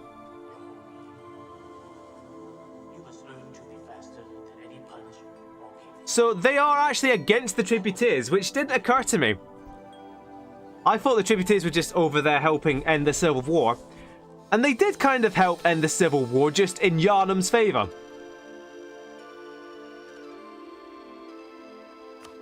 Could we see Tver come in? Hitting into Communist Luxembourg. I suppose these are some good alliances to have, though, for Communist Luxembourg. They're not at much risk of losing their own land. There's nobody going to be taking this land. And while Hansereich might want some of this, they're not going to take it. Not without naval superiority. The delegation, on the other hand, are in a whole load of trouble. This could be good for Artola as well. Potentially. Do they have cores on anyone? Nah, they don't have cores on any Protestants. Meanwhile, Brittany has had their capital taken, ostensibly by Hansereich, for quite some time. Hispania making a meal of finishing off Valencia. Corsican Salernin. Where's the Varmson separatists? We don't want the Varmson peasants. We want the separatists. Oh, useless. So that is Brittany with exiled troops because Valencia have been knocked out of the war, and that's a slightly neater border there for Hispania, and they'll be able to focus their troops now defending Goravdesh. They really need to take back Rennes there.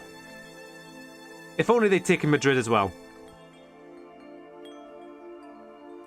Luxembourg have annexed Picardy, and they're trying to take a chunk out of the delegation as well.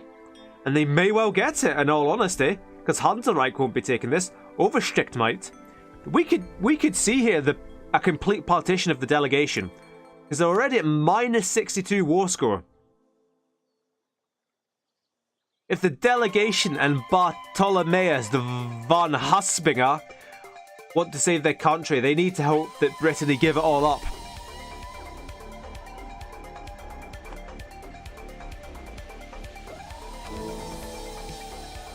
We're seeing electors falling as well, and we're seeing more people turn to the Swiss.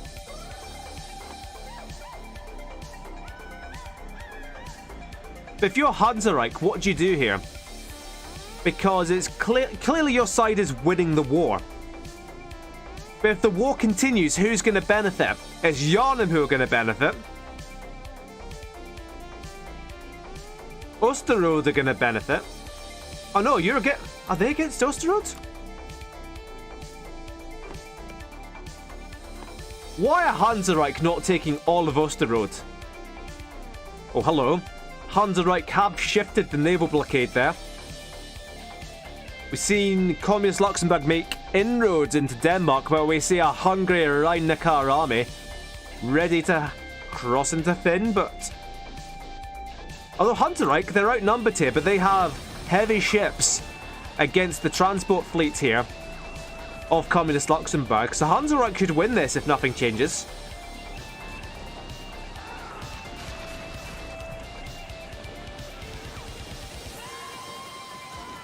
And indeed, Communist Luxembourg being fought back over the other side. Yeah, this is a big old naval battle. This is the Battle of Jutland. Morale failing before the ships do. For Hansa Reich, it seems. Although the ships are also failing, it must be said. So Rhein-Neckar decided not to have their troops stranded in Denmark, which is a good decision in all honesty. Yarnum sieging down the rest of Brittany. Oh, hello, a move has been made. Tver have gone for Kildare while all this was going on. Kildare without any allies of note. They brought in Lagofia with them. So this is a war led by Tver. Will Lagofia get any land? That remains to be seen. So the delegation really under the cosh. Minus 64 war score. They could be knocked out at any second. They still got what might be a decent navy, but who can say? Hispania desperately trying to siege back the capital of the Protestant League and going up against Yarnum, outnumbered at a grassland fort.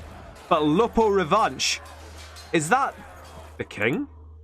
No, it's the heir. They've got their heir on the battlefield while their queen is 54. Prince of Hispania taking to the field personally. They probably just want him dead. He's a 2-1-2. Yeah, not looking good for Kildare. How big are they? 269? Quite big. Nicosoria hanging on. Jabariland in against Majetin.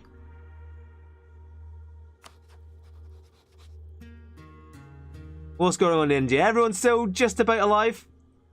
Still alive? Everyone's alive. Back to the action. Novara. I think that's a tributaire. Oh, masses of rebels in the tributaires, actually. 40k reform zealots, and that is noble rebels, particularly on the capital. Have they got a fort there? It's only a level 1 fort as well. So this fort might fall very quickly, and with the tributaires, without their capital, they could be losing a whole lot of money and being able to pay that Merc army. So a lot of things could still go the way of the Protestant League, and indeed that looks like a defeated tributaire army there, withdrawing from the north.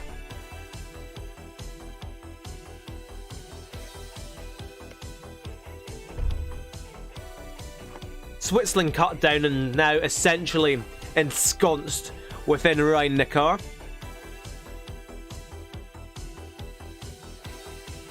We see Osterode getting sieged down now. Yarnum have their capital, Königsberg, down to Curonia.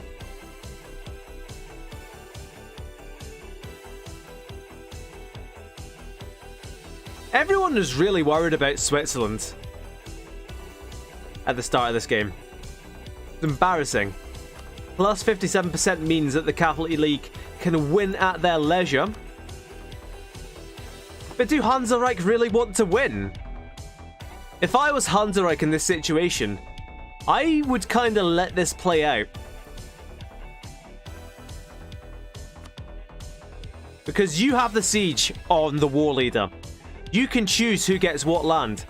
And you don't necessarily want the Catholics to win when your country looks like this.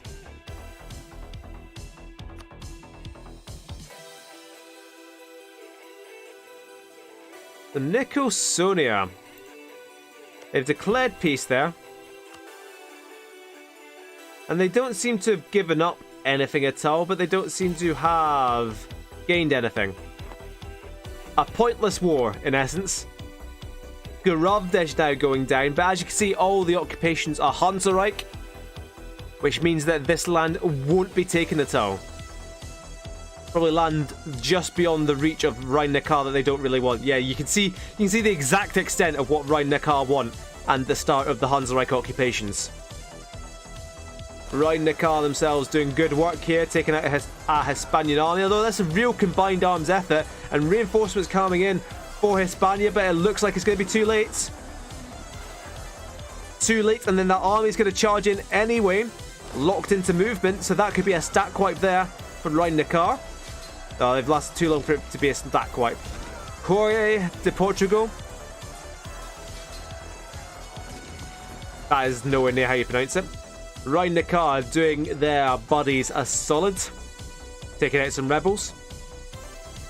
The tributaries did actually annex one of their vassals. They're annexing Parma as well. So Italy is going to look a whole lot more united, even if it isn't really in practice. Hansereich have crossed over into Denmark. Apulia are there to back them up. Or are they? Yes. I keep forgetting which side various people on. And that is Hansereich with control of the Oresund. Switzerland with their exiled troops. What they were doing quite up here, I don't know. Kildare going down. Here's the thing, Yarnum can't keep their occupations on Heilig Malches because it's just constant, never-ending civil war. Between three Potocki brothers as well. Three Potocki brothers vying for the throne. For the very, very much damaged throne of Heilig Malches. Is that the first real incursion into Tribute's domain? Britanny and Espana combining, trying to take on Lovara.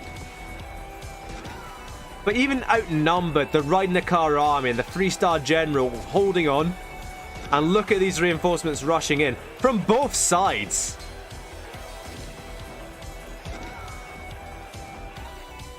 And the invaders sent away. Or rather not. The defenders sent packing. I'm a bad commentator, honestly. Well, that said, I'm a good commentator, just not really good at EU4. So with this naval superiority now for the Protestants, we may well see the Brits get involved. Athens occupied. Oh, hello. Castaigne have gone for it again. They've brought with them Cagliari. And it's a one-on-one fight. I can't help but... This could be the big play. I don't see an Athens army. Obviously, I see this. But Castaigne, if they can keep these armies down, keep them from rebuilding, and keep them... just keep knocking them down as they get built, Castaigne can win this war. They can get all of their land back. And even beyond. That's the big play. That's the play of the day. This could be the last hurrah for the delegation. Fully occupied as they are. Well, not fully occupied. Minus 80% war score. They'll still have their overseas territories, of course. Delegation La Plata in the West Indies. But their mainland is going down. And it could well be going down to Luxembourg. Of all countries. Yeah, if Castaigne play this smart, then they're in an amazing position. Yarnum this time. Trying to lift the siege of Navarra, and this time they manage it. Britanny nearly fully occupied. You have to expect that. With minus 84 war score. Minus 40 from battles. And ticking war score in the Catholics' favour. It's a matter. It's just on Hansereich. What do they want to take from people? And they will probably want to take all of Denmark from communist Luxembourg. And beyond that, I don't think they'll care that much.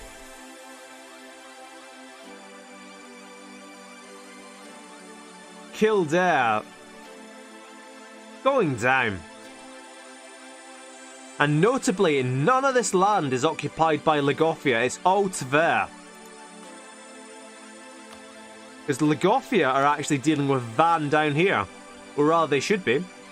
Yep, that's just about what they're doing. While Tver just had free reign of Kildare.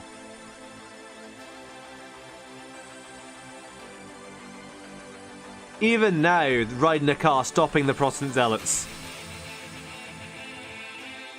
So we see a communist Luxembourg army over here. We see a Luxembourg army here, where they just sent packing by one another. There's absolutely no way to tell. We'll never know.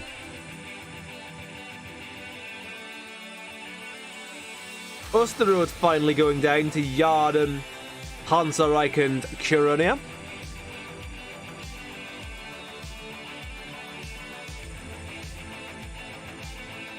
But we are just about out of time. What I'm going to do, pop this back up to speed 3 and see if we can get just to the end of the war. The Tributeers jumping in, fighting off Hispania. Yarnum in, picking off yet more of the Hispanian army. Yet the Hispanian army is getting caught individually. The Hispanian army being sent back to Spain. Luxembourg's army even beating up on Hispania now. It's as good as over. That actual big play on behalf of Castaigne. Nearly completely out of the game, and if they somehow pull it back from the brink, that's incredibly impressive.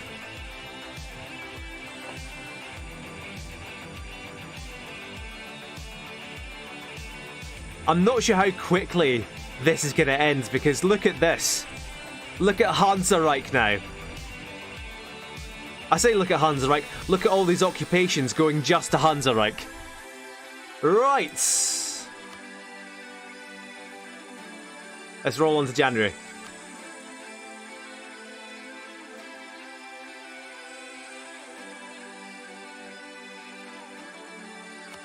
It is the 1st of January, 1581.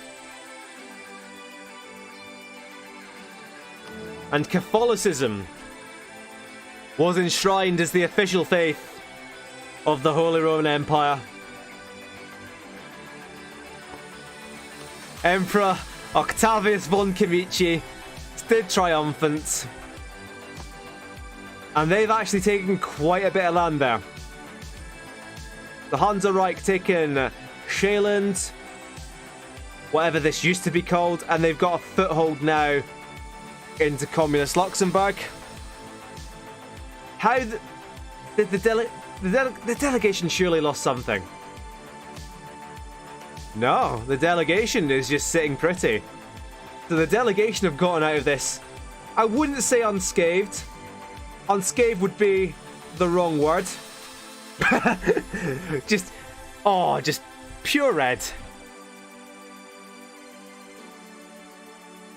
You can see even Hansareich themselves. They've done really well for themselves out of this. Epiphany untouched. Hispania. See, here's the thing. Hispania managed to take the fight up to Brittany, up to Garovdesh to fight throughout Germany. Communist Luxembourg got hit hard. Epiphany, obviously untouched. Athens is done, but that was all internal struggles. Did I save the game already? I did.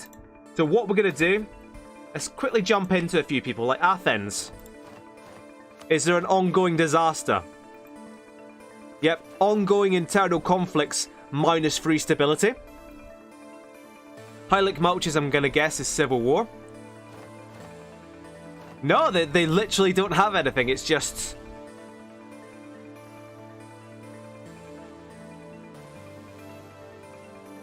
there's a looming disaster, and the delegation... Heilig Malches is bankrupt. The Heilig Malches... lucky in a way that Kildare are getting so beaten up beside them. But they don't even have an army.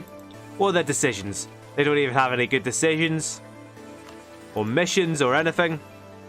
Their heir is Artolian, and I'll tell you why. Because the Magnate rebels took over and made them an elective monarchy. So what this means is that any country, like say I was riding a car. Maybe. I can't remember how it works. but various countries can support their heir. Maybe it has to be same religion, so maybe only the Jewish nations can do it. So if I'm Lagofia... Yeah, Lagofia are supporting their own heir already in Heilig Marches. And you can kind of see that Artolian and Lagofia are kind of competing to put their candidate on the throne of Heilig Marches.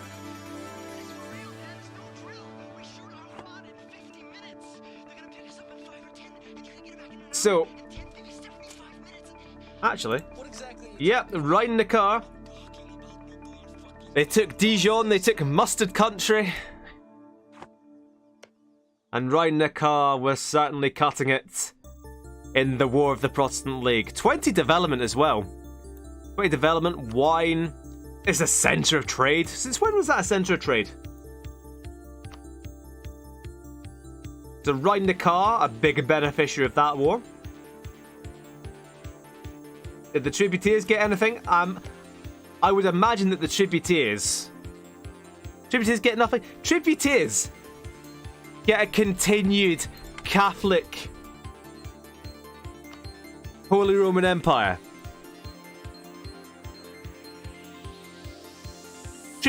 What do you get for the man who has everything? You get him some fantastic friends. And Serindo's Giordano de Mora has a great friend in riding the car. And has a personal line to the Holy Roman Emperor. Anyway, we obviously concentrated very much on Western Europe. So we'll have a quick recap of anything that might have changed over here. Our war over here. The Hive going against Xianyang, Chizunzu and Mahasuda. How many boats do I have? That's the question that everyone wants to know the answer to. And we'll look at losses as well after this. The Tributaries still have the biggest navy. In fact, their navy mostly untouched.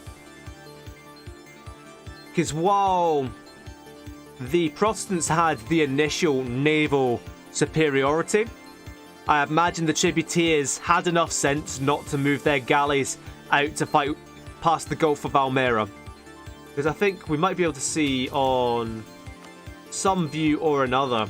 There's a view that lets us see where the inland seas are, but the inland sea stops just before the Strait of Gibraltar.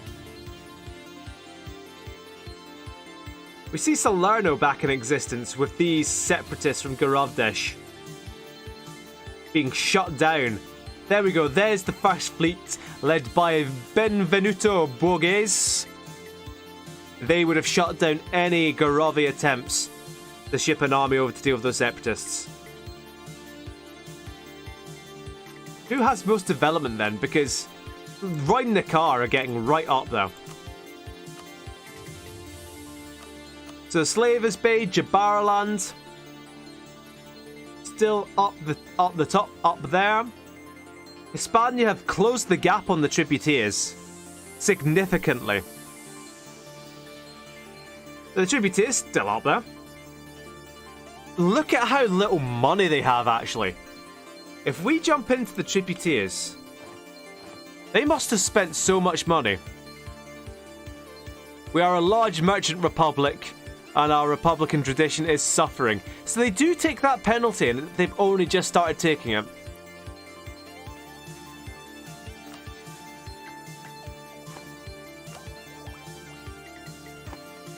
Interesting. So I think we're pretty much seeing the peak of the Tributaries here.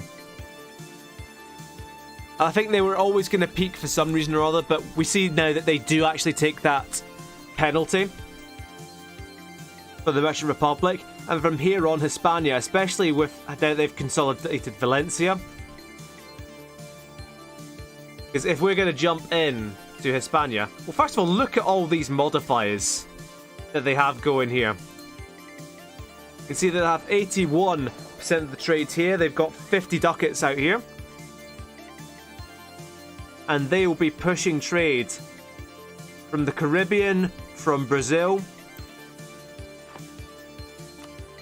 Multiple gems in a row. All this sugar, all that coffee. And that'll all be flooding into Sevilla.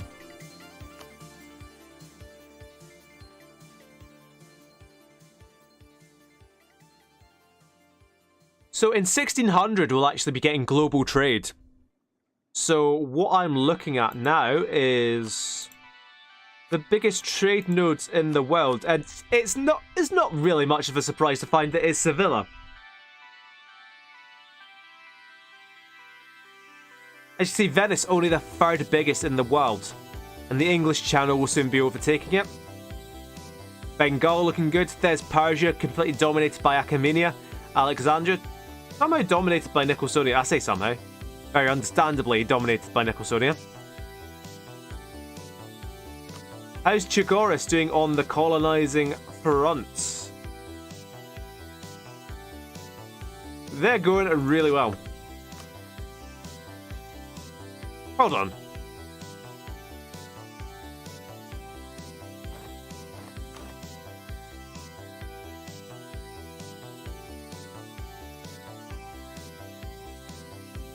That was surely a glitch that we saw Chigoris supporting in there.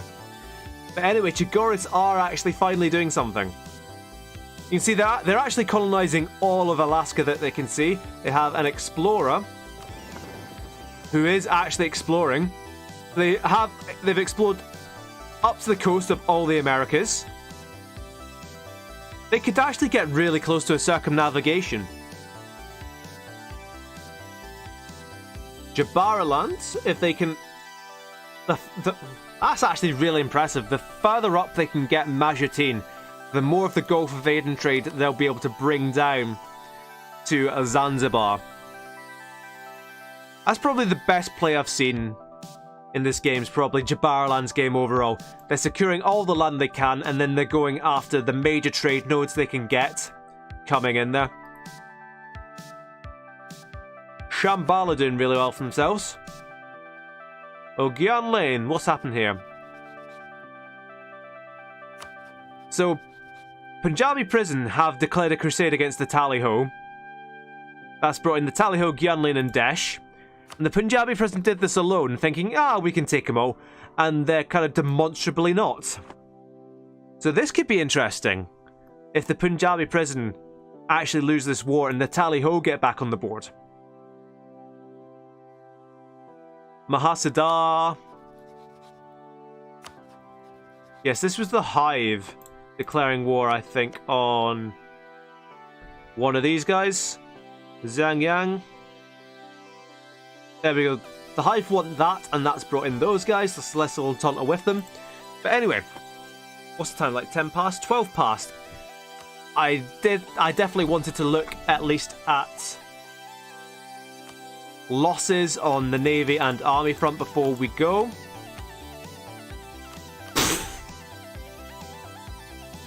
No surprise. The tribute is topped by some distance, followed by Shambhala, Hispania, Celestial Entente. Look how much of that is artillery as well. And these are all mercenaries. In fact, let's have a quick look over here. 69 mercenaries, 0 manpower. That sounds about right. How's everyone else doing for manpower? If we go by force limit. Look at how big an army Australian Major could have. They could easily have the biggest army, but I don't know why they don't have manpower. I don't know why they're not filling out that force limit.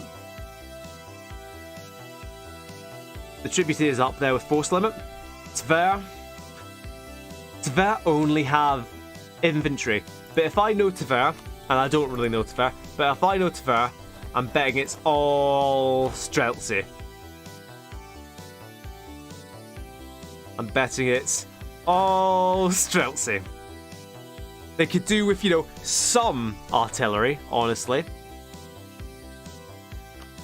But to be fair, Streltsy are really good. And you get a pretty good amount of them. One last thing to look at. Obviously, it's not as exciting, but naval losses. Epiphany, Garavdesh, the Tolerant left. Yep, all understandable. Communist Luxembourg and their naval blockade were finally broken at the very end. Oh, but there we have it. One session could take the whole war of the Protestant League. I wasn't really expecting it to kick off, honestly. But kick off it did, and the Catholics have won. Oh, we made predictions about that, didn't we? The scores. Thank you, Tribute. Yeah, that's probably what we should look at. So the Tributaries, I imagine, are going to still be ahead. Because look at this. They're going to be first in everything because they won the War of the Protestant League.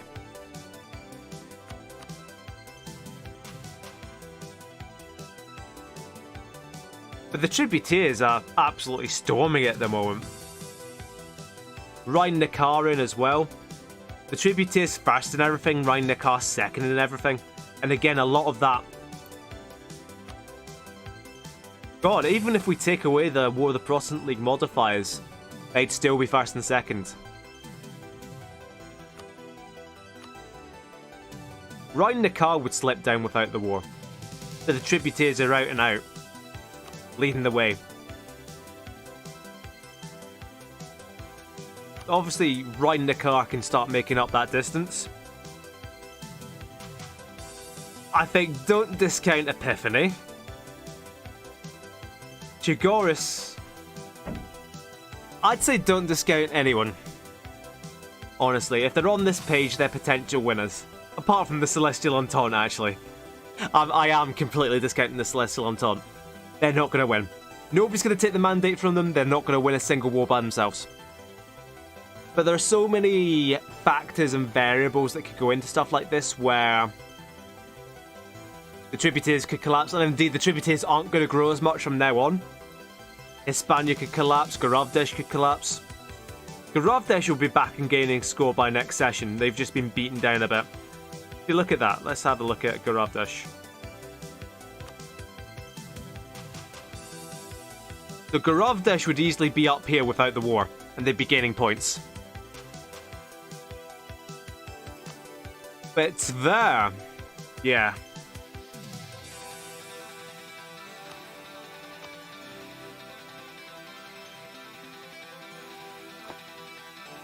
Tver, because here's the thing, Tver can easily battle their way through Kildare. They can easily take out Heilig Malches. Who's to say they're not going to take the Baltics, going to take Prussia? It's very interesting.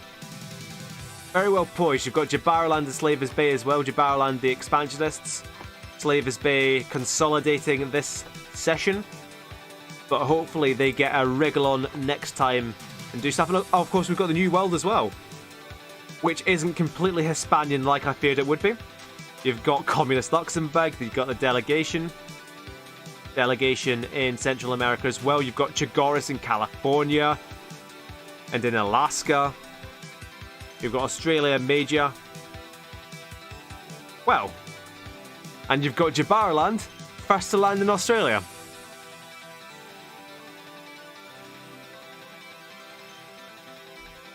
So it's 20 past 11, we've gone 20 minutes over for understandable reasons, but that's still far too long. So next week, there will not be a stream. The week after that, there will not be a stream. For the next 2 weeks, there'll be no stream, and then 3 weeks, I'll be back.